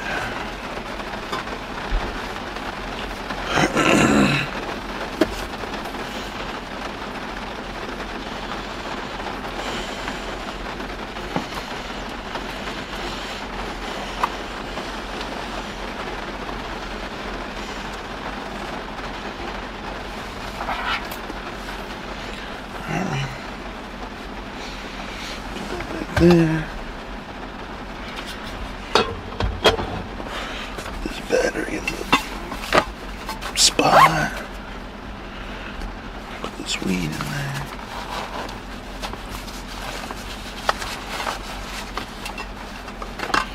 Blunts in there.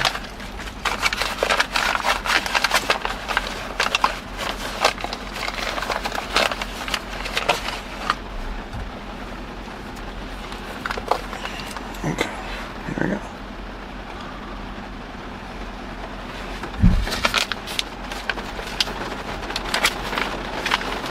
Come down harder.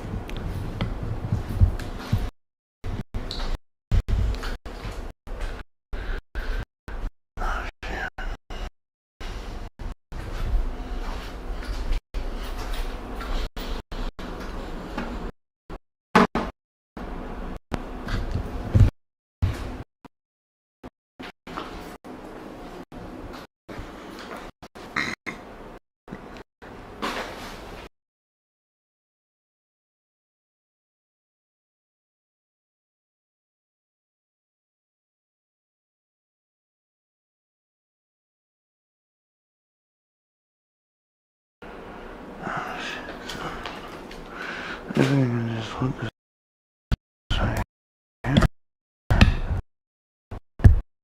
And then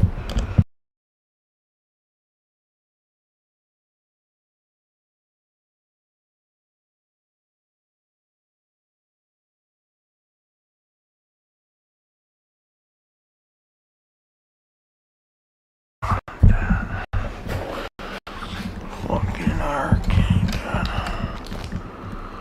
It was a fucking hurricane.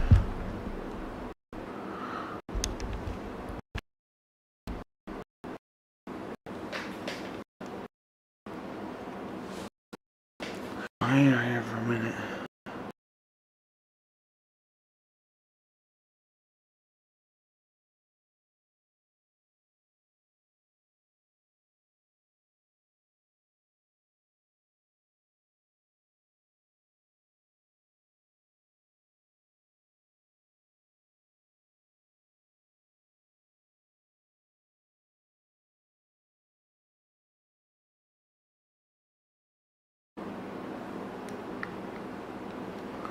You got me sitting here frying it up. Oh shit. Whatsoever.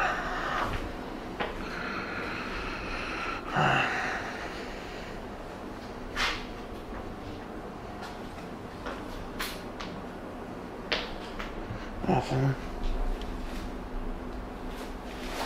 Here we go, son.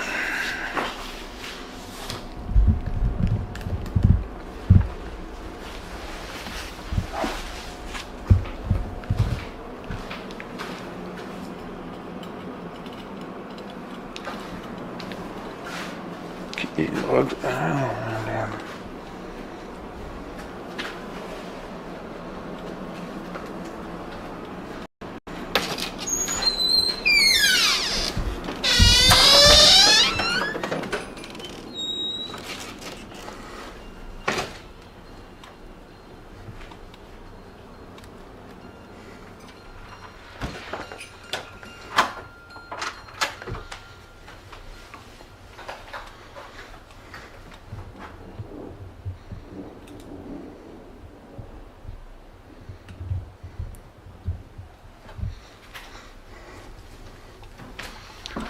Oh my God.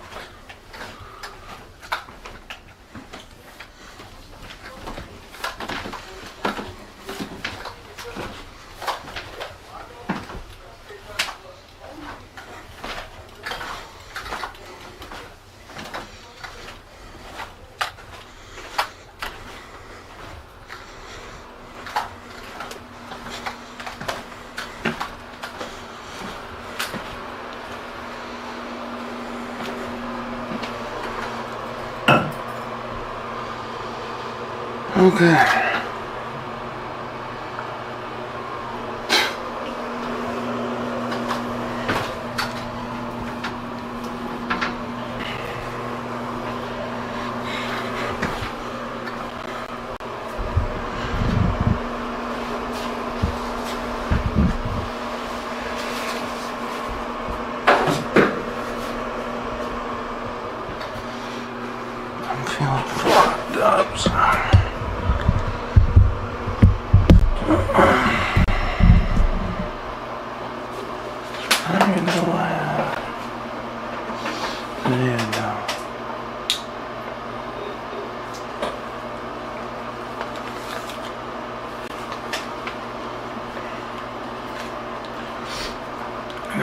Pick out the parts for the computer for my mom. Whoa.